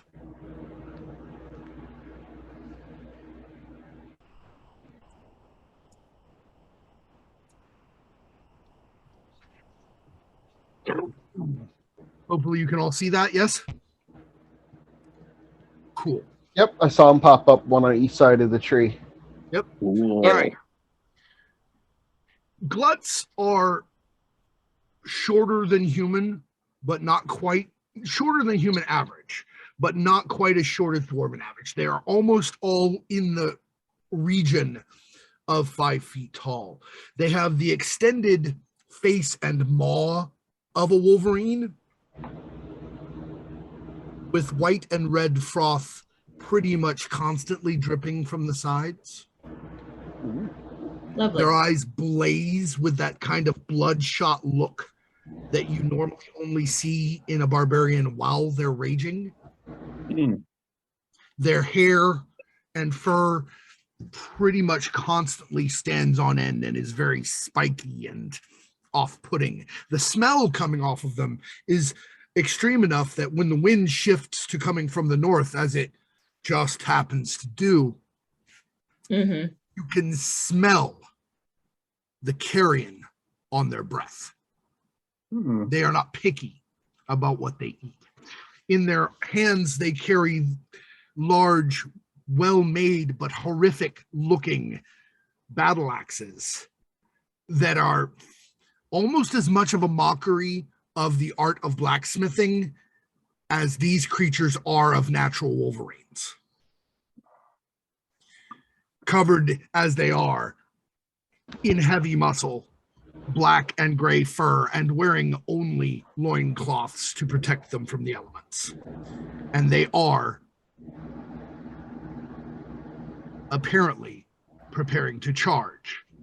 Luckily, Luca saw them before they did so and said, What? all right. I have a question actually. Are they, because I'm trying to gather them all. Are they naturally evil creatures? Are they completely rabid? Nothing in Rega is inherently evil. There can be creatures of this sort that are not. However, the grand majority of gluts are, one, socialized evil. Two, they are unfortunately permanently modified with the blood of Invidia to be perpetually berserk and nearly rabid.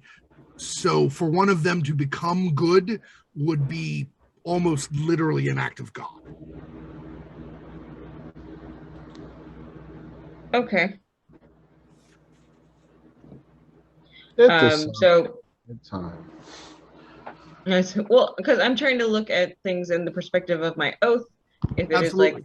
is like, they're trying to cause, they look like they're going to try and cause harm, essentially, and they, from what they Rev look like was they're saying, actively in the process of about to charge an attack. This is not these are not people that are coming out going, oh, hello, what's going on? This is an attempted an ambush that you just caught before it happened. Right, okay. So, Gluts, be on guard, and I will hold up my shield and have my sword and look around for Florenta.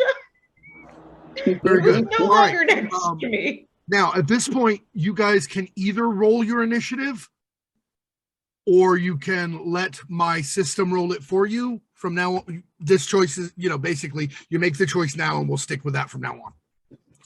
I have a way to let the system roll initiative, or you can roll initiative and I can enter it. Either way is fine with me. I like being the master of my own fate personally, but I'll leave it to the group. Justina?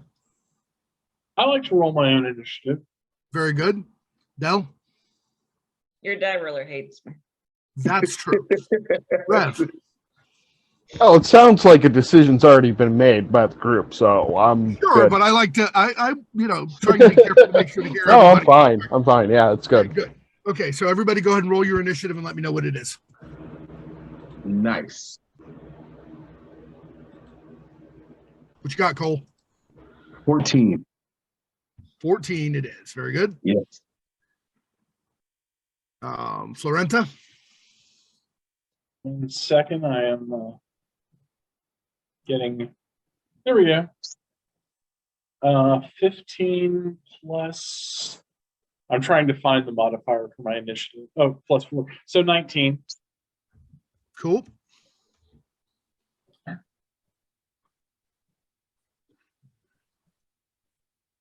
All right. And Luca? 6. Oof. Yep. Good Old times. blood.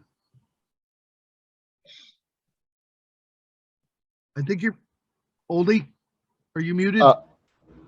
15. Okay.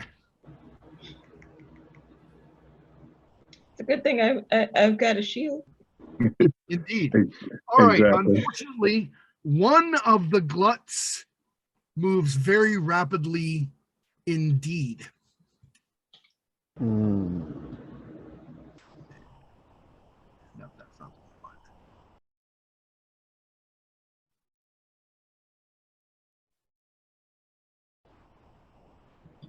Are you going to move the figures when you move them closer? Yeah, I will. There's a Cool.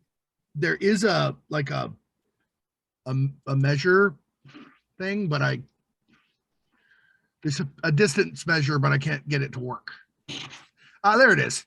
Okay. Oh. Yeah, okay. I see. Okay, cool. Stretch it so it tells you. Yep, tells you exactly how far to go, so I don't need a grid because I hate grids because they're dumb. I'm a BattleTech player, so I am totally down with whatever distance in this direction. Yup, that's exactly how I do it. What's that? Said BattleTech, let's go. Oh, Right? I love BattleTech. I also am quite fond of it. All right.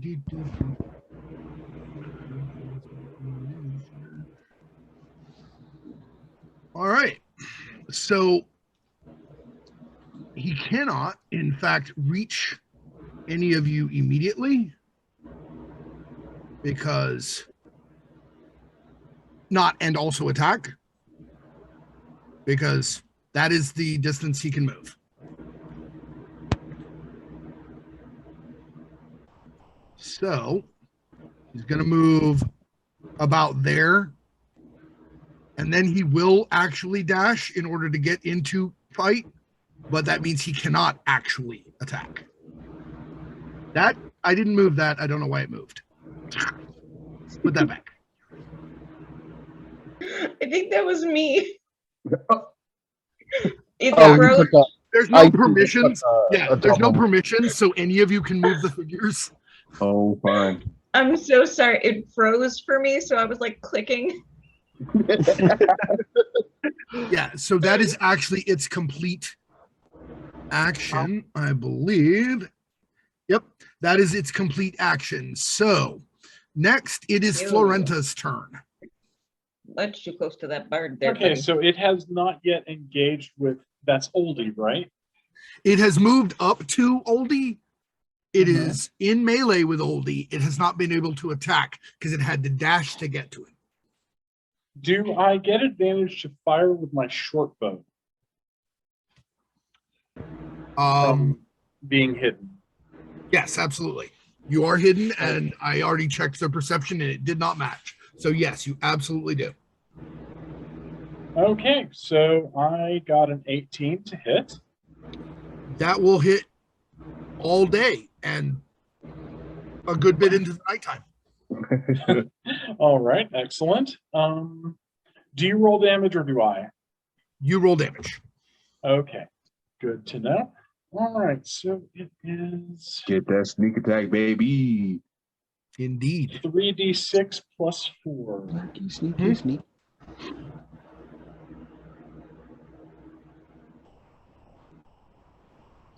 Roll them, and I got a 15. All right. One of the things you notice right away is you hit it. You hit it hard. You hit it beautifully.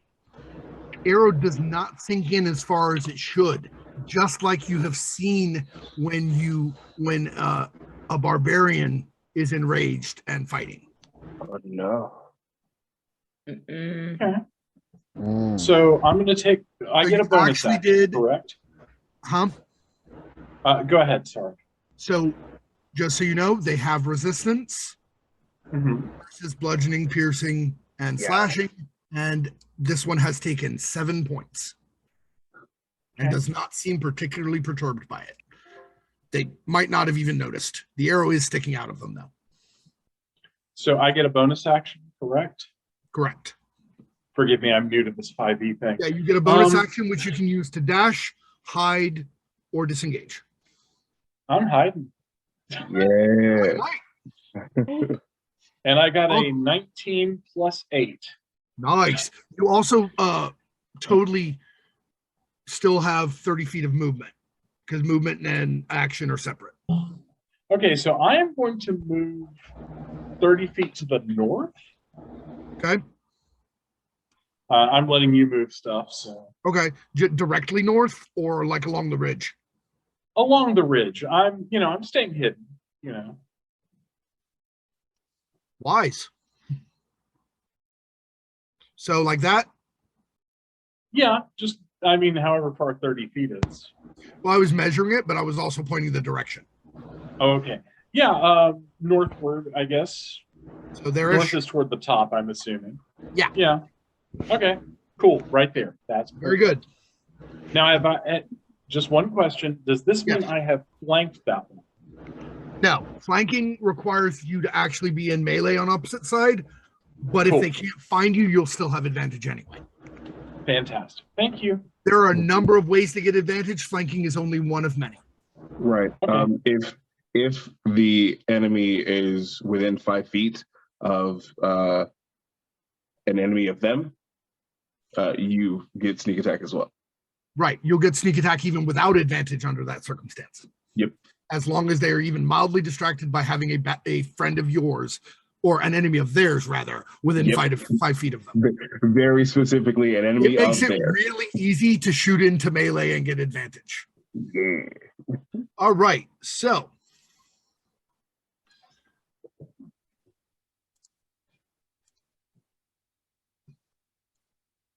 the other glut now gets to act. And it will run straight at the paladin. Sorry, the cleric. It would have to run through people to run to the paladin, and not that it doesn't want to necessarily, but it's running straight at the cleric, and it will in fact take a dash to do so. They don't seem to have any actual concept of self-preservation. Right That's up, good. That's does good not for get us. an action.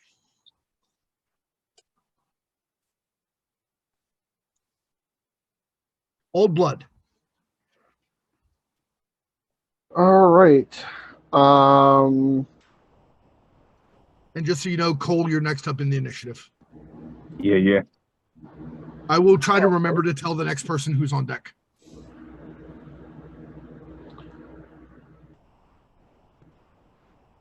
I going to look at the glut that's in front of me and ask it, what dies when it's born yet never lives? And casting Barnabas's baffling brain teaser. Nice. So that's an intelligence save of 15. DC. It luckily does not have the feat Mage Slayer, so it does not get an attack of opportunity from you. It's not 3/5 anymore. Yeah. Yay.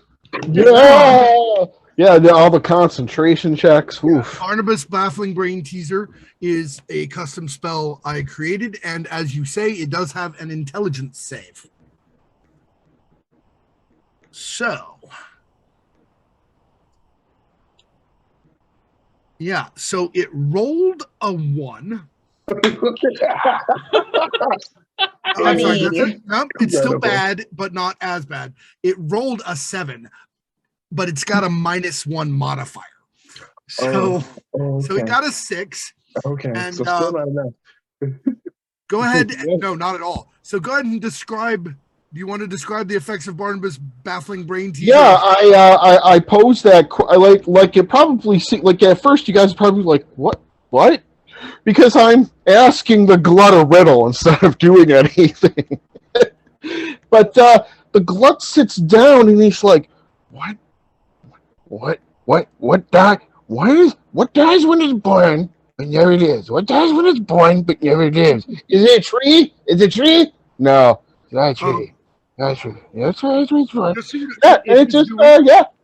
it is doing exactly what Rev said it was doing. It sits down and it starts trying to solve the riddle. But here's what it sounds like. Oh Oh. no. What? Yep. What is it? What? What is it? Why ask stupid questions? You. Ah!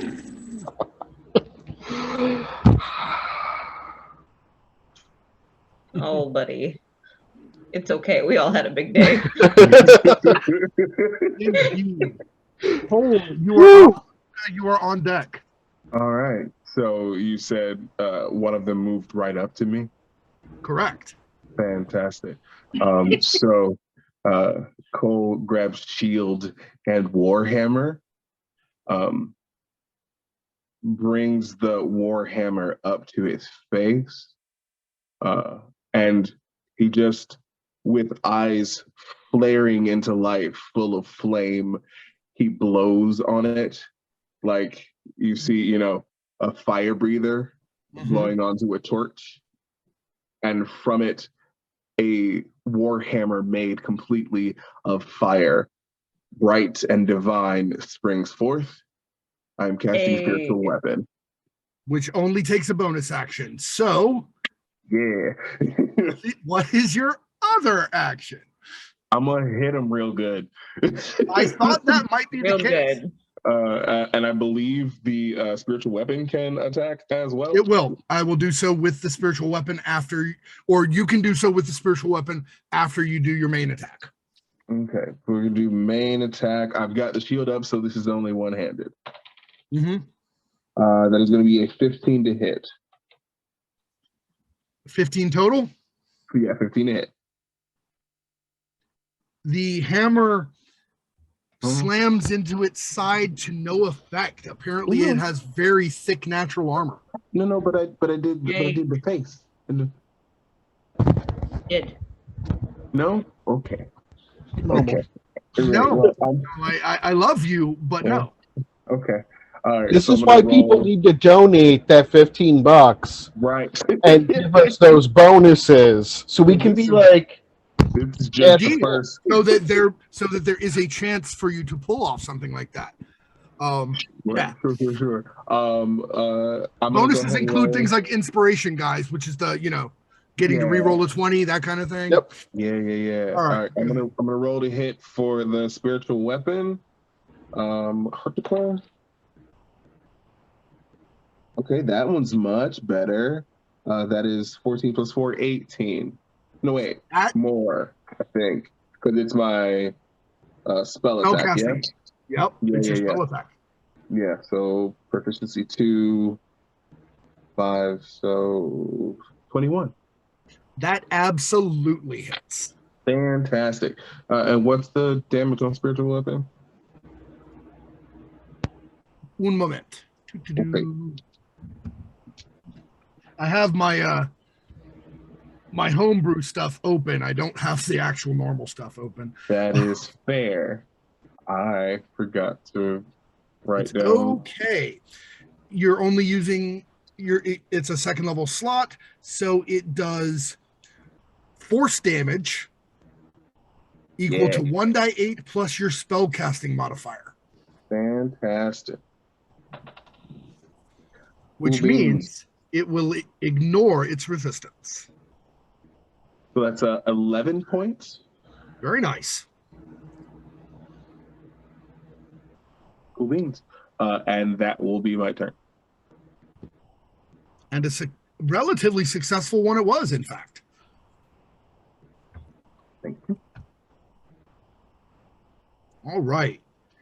While the spiritual hammer did slam into it with extraordinary force from just beside you, and you definitely heard the crack of it hitting properly, of it damaging as much as you'd expect it to. Mm-hmm.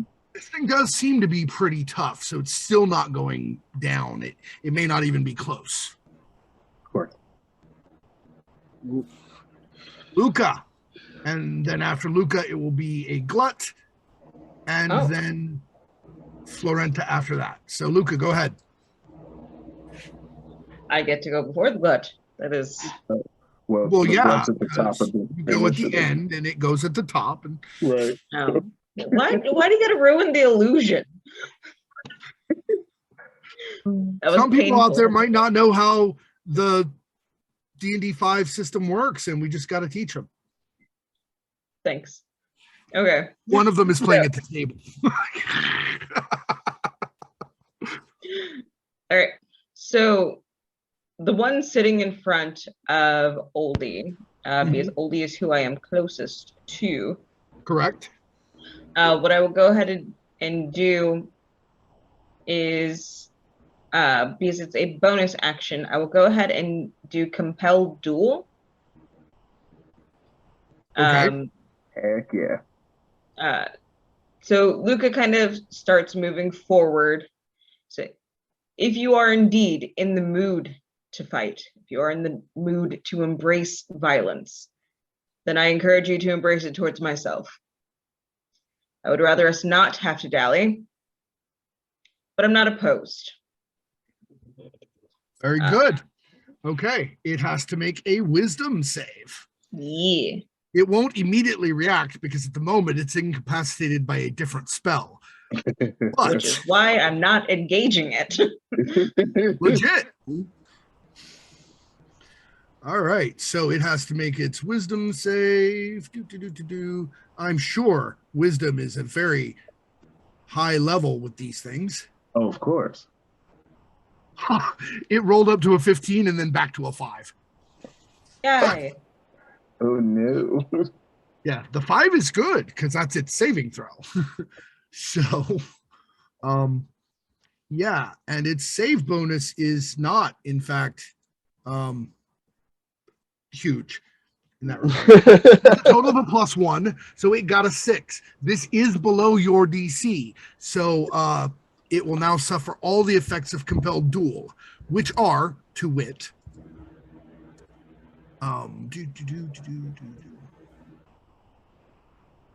once it is, at some point when it is no longer incapacitated, it is drawn to you, compelled by your divine demand. It has disadvantage on attack rolls against anybody but you for the next minute.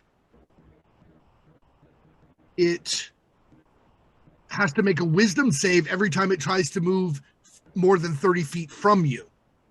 If it fails, it cannot. If you attack any other creature or cast a spell that targets any other creature, if a creature friendly to you damages the target or casts a harmful spell on it, or you move more than 30 feet away from the target, all of these things end the spell. So I'm moving up to place myself, so long as like Oldie's cool with it, in a more frontal position to defend Oldie, should that need to be the case. Is it like right here or opposite the creature? In a place where I can interject if needed. So beside Oldie. Yeah. Very good. All right. And I would like to, I don't know if that's a thing because I'm at the bottom of the round. You can't hold an action in 5e, can you? Pretty certain you can. Or like You a trigger can. action? Yeah, you can. I'm trying to remember. Yeah, it's a little difficult at the end of the round, but you technically can. Yeah, it still rolls over. Yeah. Yeah. You wait to do something later. What you're doing is the minute. Yeah, triggering effect. Yeah. Yeah, you can either take your reaction. Yep, you choose the action. Like, if he attacks, you'll do blah. Yeah. Okay. Which is what I'm waiting on. If he breaks out of his stupor before then and attacks me, I would like to return the favor. I will be really nice and say, you can say, if he breaks out of his stupor and attacks. That's fair. Because he could try to attack Oldie and Even at try disadvantage. and go for that. Yeah. Right. He might not, probably won't, but You never know. I did upset him with the riddle, and it's You did. possible he could pass that wisdom check. intelligence check, which makes it really less likely, but we'll Well, see. yeah, you're getting out of that, yeah. Still, it could happen. People roll Right. good sometimes. Who Right. knows? Nat 20s exist. Yes, do. they do.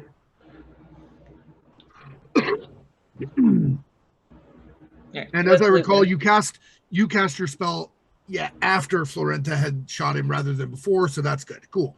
So Luca is readied. It is now the Glut's turn. It will, unless it makes its roll, it will stay incapacitated.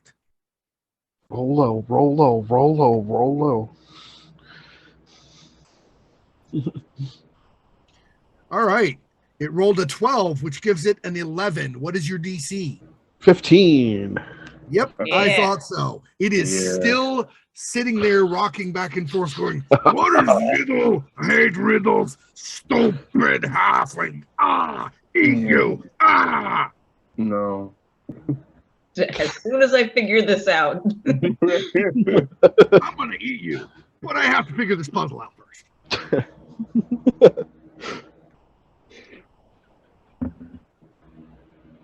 All right. Yep. So, yeah, you don't have to take that reaction yet. So, the Glut, takes its action. It was so close that time. It absolutely almost had the right answer. And now it is Florenta's turn. It'll be another Glut, this one who is not incapacitated or under compelled duel, and then Old Blood right after that. Florenta, what you doing? I am going to shoot the not incapacitated Glut. It's on cold. Would you and like to move to a better?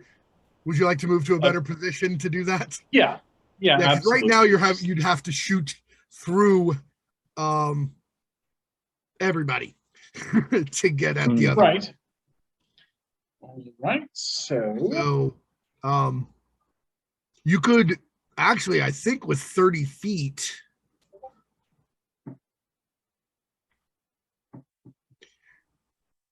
You can get around like here-ish behind it. Do you see where I was pointing? no, sorry. You could get there, you get closer, you go all the way up here, you're still going to be well within your range. I mean, yeah, I'll move into a better position, then fire. Okay. So let's put yeah. you up here behind a rock that we will pretend is there. Sure. Since I'm just ninja vanishing everywhere, Pretty much. All right. And now you can take a shot. Okay, so You have advantage. There are two of your buddies up on it. yes, Or one of your I buddies. have- You're shooting at the other one, right? yes, I have rolled a 26 to hit, And yeah. which is nuts. What was the die roll? It was a 19 plus, and No, if I'm just doing making the sure it math wasn't a right- 20 because the 20 is always a crit. Yeah. yes, no, and the damage is plus 4, 15. All right. So Same effect as last time. It ends up doing 7, but you feathered it with an arrow and every little bit helps.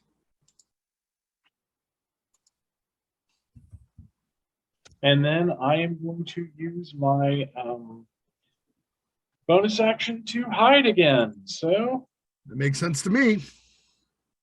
and I got 8, 21. All right.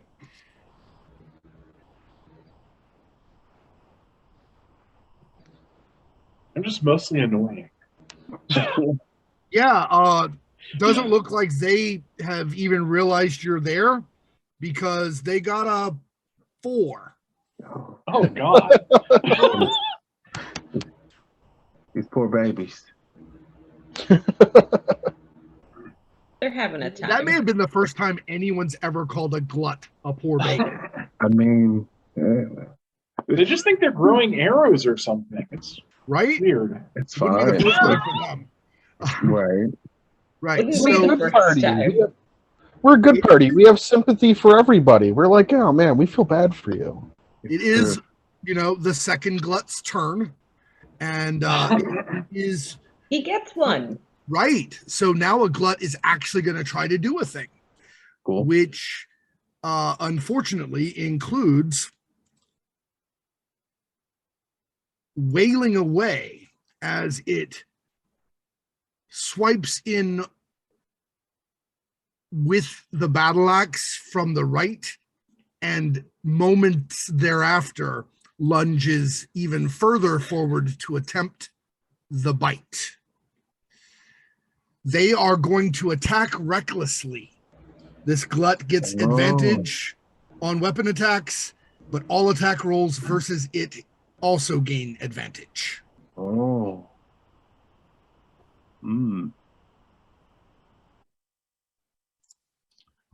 That being the case, I will be adding another d20 and rolling them both. All right. It got an 18 on the die Oof. That one's for probably going to hit. its battle axe. Mm, Yup, probably, probably going to hit. because that gives it a total of 23 to hit you. Yeah, that hit. And a 2 plus 5 for 7 points of damage from the battle axe. Heard. Ouch. I'm trying. Okay. And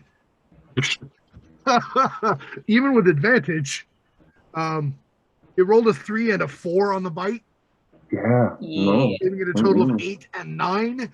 The bite does not hit. Fantastic. Nice. And now everyone has advantage on it until its next turn, as long as it doesn't go reckless again next turn.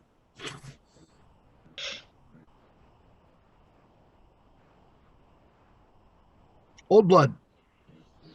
All right. Yeah, I'm going Cole will be to up next after that. You're going to? Firebolt. Cantrip the one that is up, and so I roll 2 dice because that's advantage. And Are you going to move away from the one you're engaged with first? You don't have to. I'm just asking. No, Cool. no, he's busy. I got you. It's true. He's busy and distracted, and there's somebody ready to do something. So Yeah, so you know what the great thing about advantage is, if you look in the VTT there, Jack, I've rolled 2 of the same number, though it's a good number. It's 14 plus 7 is 21 to hit it with Flame Bolt. that will definitely hit. I just thought it was funny that I got advantage and they both rolled the same number. Yeah. You hit Yeah. to see it. One of the problems with the VTT right now is, like, 7 fire. I'm not seeing anyone else's rolls. Yeah, I'm Yeah. only seeing yours. Yeah, so I'm gonna have to see how that works. Yeah, So, I'm not seeing yours at all. Yeah. and then it's 7 damage. All right. Cool. 7 fire. I The should fire specify. damage, actually, just like the force damage, the fire damage bites in, unlike, unlike the other damages. So, You. See, I told you we were buddies. Look, both got fire. Yeah, Cole, it's your turn, this is true. and Luca will have the chance to choose whether or not to continue to hold her action at that point. So I would like for you to look up Searing Smite for me. Yep. Cole draws in the fiery warhammer and it sort of overlays the one in his hand. And as he's holding the shield up to keep the Wolverine's face from like biting into him, he will just do like an upwards, like a jockey swing up with his hammer. All right. What level slot are you using? I got 2 second level slots. Let's go for it. Cool. All right. Okay. So with the advantage, there was a 1, and then there was a 17 plus 4, 21. Yes. So much better. Isn't advantage nice? All Yes, right. So you it's get to lovely. roll your Warhammer damage. Yeah. And follow that up with 2d6 fire damage this round. And as long as you concentrate at the start of each of its turns, it'll have to make a con save or take that damage again. Gotcha. Oh, searing is a concentration? Yep. Oh. Which is Cool, why yeah. I Which is thought why you had then- described calling in the. I didn't realize it was a concentration. I was just using the fire, but that's fine. Well, that's okay because spiritual weapon isn't a concentration. Oh, bet. Heck yeah. Bet. Let's say, but I did have to use Searing Smite as a bonus action, so I can't swing with it this go round. Right. All right. But All right, it's so, still there. yeah, 2d6 of fire. Yep. And also your Oh. base damage. Oh yeah, no, my base damage was trash. That's a whole whopping 4. All right. Well, that means it's going to be. Is that before its resistance? Yeah. Okay. 2 points. Yeah. So I'm not sneezing. right, and then the fire damage was 9. Nice. All right. So it's actually looking kind of beat up. The other one actually is bloodied. So they're both. You guys are making some headway. Also, it's on fire, so there's that. Not its best state of being. No. If it could feel pain right now, it would probably be really upset. Yeah. Luca, you may at this time choose to not be readied anymore and do something else, if you like, or you may remain readied. It's fine. Okay, so then it's still there. Yeah, Just you can smack him. thinking. It doesn't automatically break. He gets a save if you smack him. If he takes damage, he gets a save. So you can just beat him unconscious while he's trying to figure out the puzzle. I was going to say, can I? It's a matter of your personal ethics, though. I don't know how I feel about attacking him when he's like Helpless. Yeah. lost his own brain. Maybe you can knock him out of it, you know? Yeah, I was going to say, can I do? Because I don't know how it works for In 5e, you can choose at the moment of the final strike whether you're going for a kill or a knockout. Okay. Yeah, you don't even have to say it ahead of time. 5e Cool. just goes, yeah, if you want to keep him captive, keep him captive. Oh yeah, so let's yes. try and go for a friendly bunk. Friendly bonk. All right, well, roll that friendly bonk footage. Writing that down. It is definitely with advantage because he's currently, sitting there rocking, holding his head and going, stupid bro. Having a moment. Hey buddy, you feeling a little tired? So the first one was an 18 and the second one was an 8, so we're gonna go with the first one. Yeah. Yep, the only reason to roll an 18 again is to see if it becomes a 20. Yep. Absolutely. Now that you So know that you've is- hit, by the way, now that you know you've hit, you can choose to smite. Yeah. Smite's great. Oh, that's And so smite rude. isn't automatically deadly either. It's not. Okay. Nope. 25 total. I will go ahead and do smite. What level slot will you Pick use? one. I only have first. Do you only have first level spells? Mhm. Yeah, Yep. As a Okay. paladin, yeah. Then it's paladin. smite at this point, if it's not a spell, if it's just post smiting, then you do an additional 2d8 radiant. Okay. Yeah, your other smites you have to do before you hit them. Okay. So then, do you want me to calculate the smite separately? Yeah, the radiant needs to be separate from the cutting because it's resistant to one and not the other. Okay, so regular damage would be 9. Okay, so it will take 4. Fair.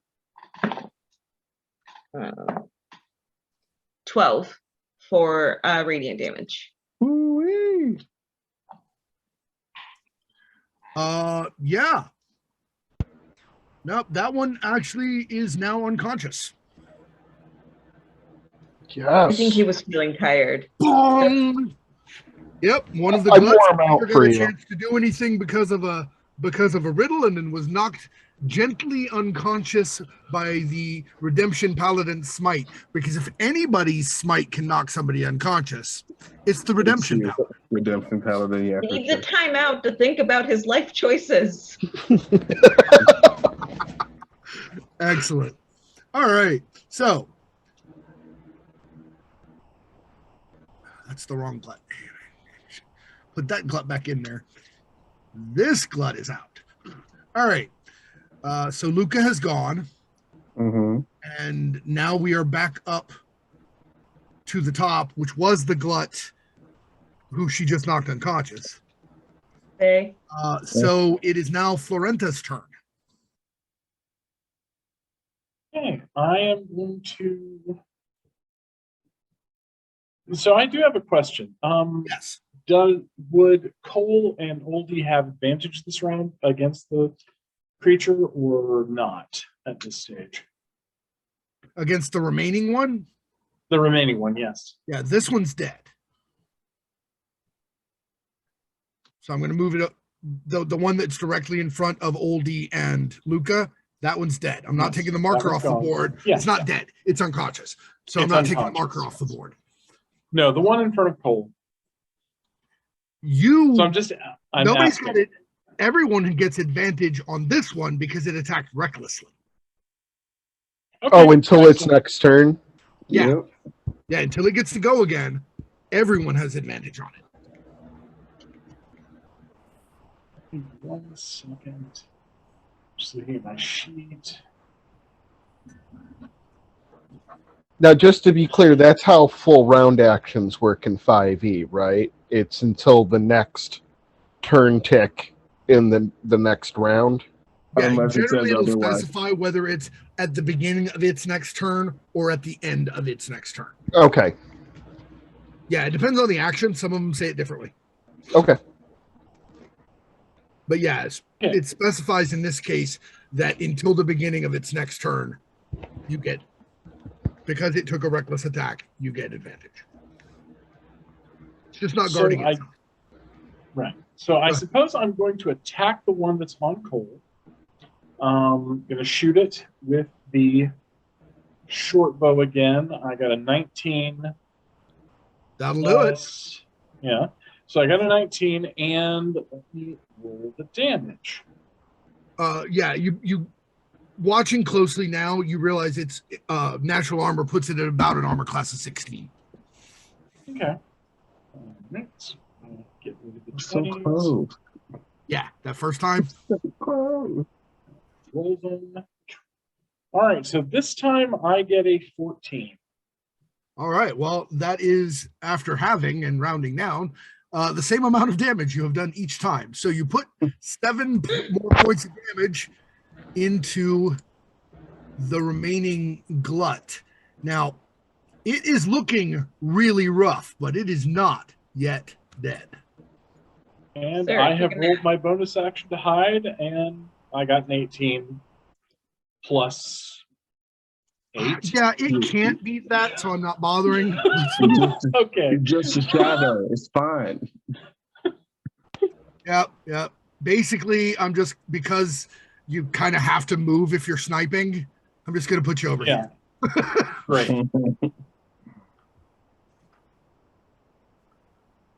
Yep. Thief sniper, rogue snipers are terrifying in 5e. Yes, they are. The only thing I've more definitely terrifying experienced. is They the run away. assassin subclass. Correct.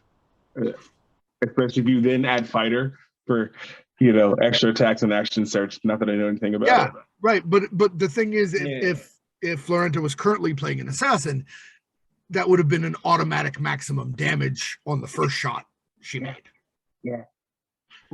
But the thief has other tricks which will come in very useful later in the game. Which All right, we so- appreciate.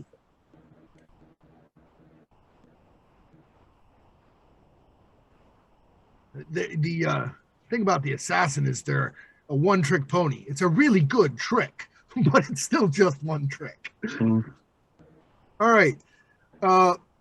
The glut, still not knowing where any of the arrows have come from and very, very focused on Cole, is going to continue to As- very wisely attack recklessly. Sure. Yeah, no, great idea. Great plan. These That things is the don't, best decision I've ever made. they really don't do a lot of thinking. Yeah. We can go. Oh, look, a 5 and a 7. Oh no. Ooh. With its plus Buddy. 5, it still does. The battle axe clangs off your shield as you sort of casually block it aside.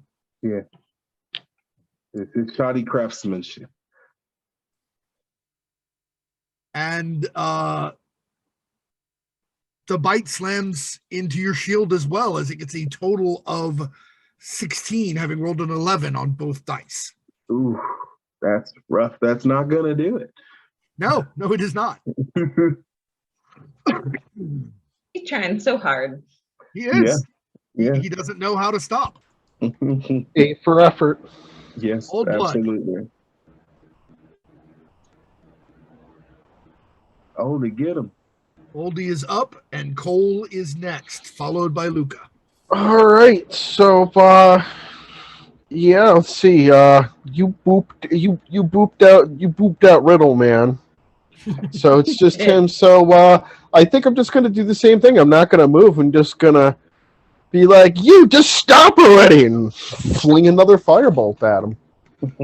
Let's see if Legit. it. Advantage because he was reckless once again. Okay, that first one doesn't do anything for sure. So that's 18 then. So That you was it. said 16 hits, and Nope. then that's a Oh, D10 hang of on, damage. Hang on. Before the firebolt, he just took his turn. I need to roll his save versus the ongoing fire damage. Oh yeah. Oh yeah, from your thing, right, Cole? Uh-huh. From your smite. Yep.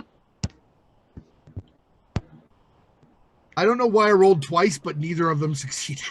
Oh So no. it doesn't matter. Okay. Go ahead and roll 2d6 more fire, please. Oh my. It's 6. It's only 6. I'm sure it's still fine.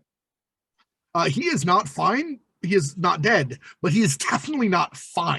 Exactly. He is It's a still very fine. singed Uh-huh. and still on fire glut who, despite the smell of burnt hair, smells better now than he did when you started. I am here to No. purify the world. Fire's Well, cleansing, It is Exactly. actually, and so I'm that's gonna why he help smells him get better cleaner. now. He smells better now because a lot of the things that were caked in his fur and around his jaw have burnt off. Yeah. Last round, it That's smelled great. worse. Now it Yeah. smells better again. Better. Great. Good. Yeah. Love it. So go ahead and roll that.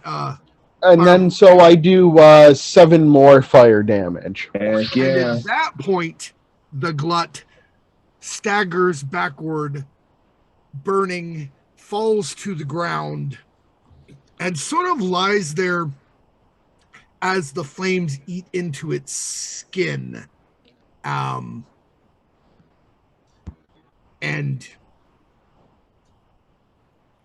it's still thrashing and trying to get at you the whole time it's lying there burning. Hmm. Why? Why did you make us burn you like that? And why are you making it so I can't, heal you and have them boop you, and then we can just all go. It's okay. Please put it out of its misery. I don't like this. I don't like that they're making us do this. This is not cool. All right, who's going? Cold, you are next in the line. If you'd like to step up and put it out of its misery, I will 1000% do that. So both of both my Warhammer and the spiritual Warhammer, and behind it the spiritual Warhammer. Yeah, they both just go one after the other. And that definitely ends its unfortunate existence. All right. I am going to leave the creatures on the map, and I am also going to say, my friends, before we move on into possibly healing and or interrogating the creature and finding out the next step in our adventure, it is after midnight. We have been here quite a bit past our allotted time, so we should draw this evening's episode to a close. Sounds good. I would like to thank everyone who has taken the time to watch with us. And I would like to remind you to give generously, as much as you possibly can, to the National Network of Abortion Funds through our Filtify link, which will be provided to you. Or any other way you want, honestly. We don't care where they get it. But we'd like you to get it from us because it makes us look good. Anyway. All right. And drop those $15 hits before I was saying give us the bennies. No, give them the jack, man. That dice roller is wrong. It's not being fair. No. Incorrect. Because you say that now, and then we die. Well, yeah, and then next week we're gonna roll bad, and he's gonna be rolling 20s left and right. Exactly. I will say that for next session, each of you will begin with one instance of inspiration because you have all been playing both entertainingly and smartly. Hey, fantastic. Right on. Does that stack with if our bard gives us inspiration? They're different. Yes, different. Different the bard gives you inspiration dice. An inspiration from me is a reroll. Fancy. Yeah, bardic inspiration gives you an additional 1d6 that you add. Yep. Whereas if I say you have inspiration, you have a reroll of a d20 once from that. Sweet. It's like it's the 5e equivalent of hero points, basically. It's real nice. It can come in clutch. I promise. It can. All right, Lion, if you'd like to take it away before we give the outros for our wonderful players. You want them to do it? Yeah, I'll do it. Okay, cool. All right, we're going to go in a different order just because I'm feeling random. Justina, your outro. Oh, no. I'm Justina. You can find me under Justina Revolution on Twitter, and I write and run weird indie role-playing games. And tell interesting stories about them, so much so that I want to be involved in one of your weird indie role-playing games at some point.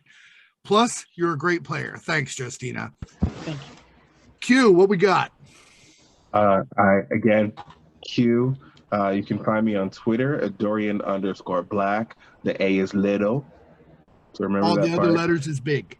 All the other letters is big, right? Also, I have a podcast with my sister and then my adopted sister called Code Switching Naturally. We are starting to record season 3 coming up this weekend, where we just talk about a bunch of different topics from the lens of POC and queer, and how we survive in this world, code switching through life. And that's on YouTube, and where else? That's on YouTube. I think you can find it where you cast most of your pods. So Spotify, etc. Yes, but I think we should get off of Spotify because no. But you're on there right now. but I believe we are on there right now. Yeah. So. Okay. That's me. Rev. Hi, once again, I'm Rev. I founded and write for Thought Police. You can find us on Twitter at _Thought Police. And I'm just a weird guy. I like to have fun and I like to write weird indie games. And this was a great time. It was so much fun playing with all of you, and I'm looking forward to next week so much. Oh yeah. Excellent. Dell. Hi, I'm Del. You can find me on most of my handles at Del Deliriums or Delirium is Delight. I don't currently have any running projects outside of a sci-fi fantasy graphic novel that I'm working on. Please donate to this cause. This is something that we support a lot. I really thank Jack and Line for having this going. It's been really fun. See you guys next time. I have been Jack of Tales, Jack Gogsbane, Jack the Giant Killer. I am the storyteller and game master, dungeon master, if you will, for this 5e campaign of the Successor States of Rega, Tomb of Sorrows. You can find me almost everywhere, but that's not the important part. The important part is we're doing this for charity. We're doing this for the National Network of Abortion Funds. We're doing this for reproductive rights and bodily autonomy. And everyone who is capable of having a baby has just as much right to that bodily autonomy as everyone else. Lion, take it away, man. Thanks everyone for joining us for this amazing game. Thank you so much to this cast. Thank you to the amazing Jack Gogsbane. We're going to be back next week. I hope you've really enjoyed this sort of peek behind the curtain as we looked at a little bit of what went into building these characters and what went into making this amazing world that Jack has created, and a few looks at what we're going to be doing moving forward for this fantastic 5-part series. We'll be back tomorrow with Avatar Legends The Breaking Point, and then you can catch Jack and Justina and a couple other people on Monday for the first episode of Terror at Bone Gulch, which is so exciting. A Western horror GURPS game, which from what I've seen and heard so far is going to be unlike anything you've ever experienced, and I cannot wait. Remember to donate, remember to share, remember to get in touch with us. We have a Discord now. Every one of these amazing people is in our Discord. You can come by and talk to them, ask them why they did the things they did, tell them what you thought about what's happened so far. Jack's there too. Talk about Politely. the game. Yeah, Right. yeah, politely. Politely. If you're Yes, rude to of us, course. And remember, donate. We're all here trying to support this cause. Like Jack said, this is super important. Please, whatever you can, every cent, every dollar, every dime matters. It's all going to a great cause. Thank you again to everyone. Have a great night. have a good one. Night.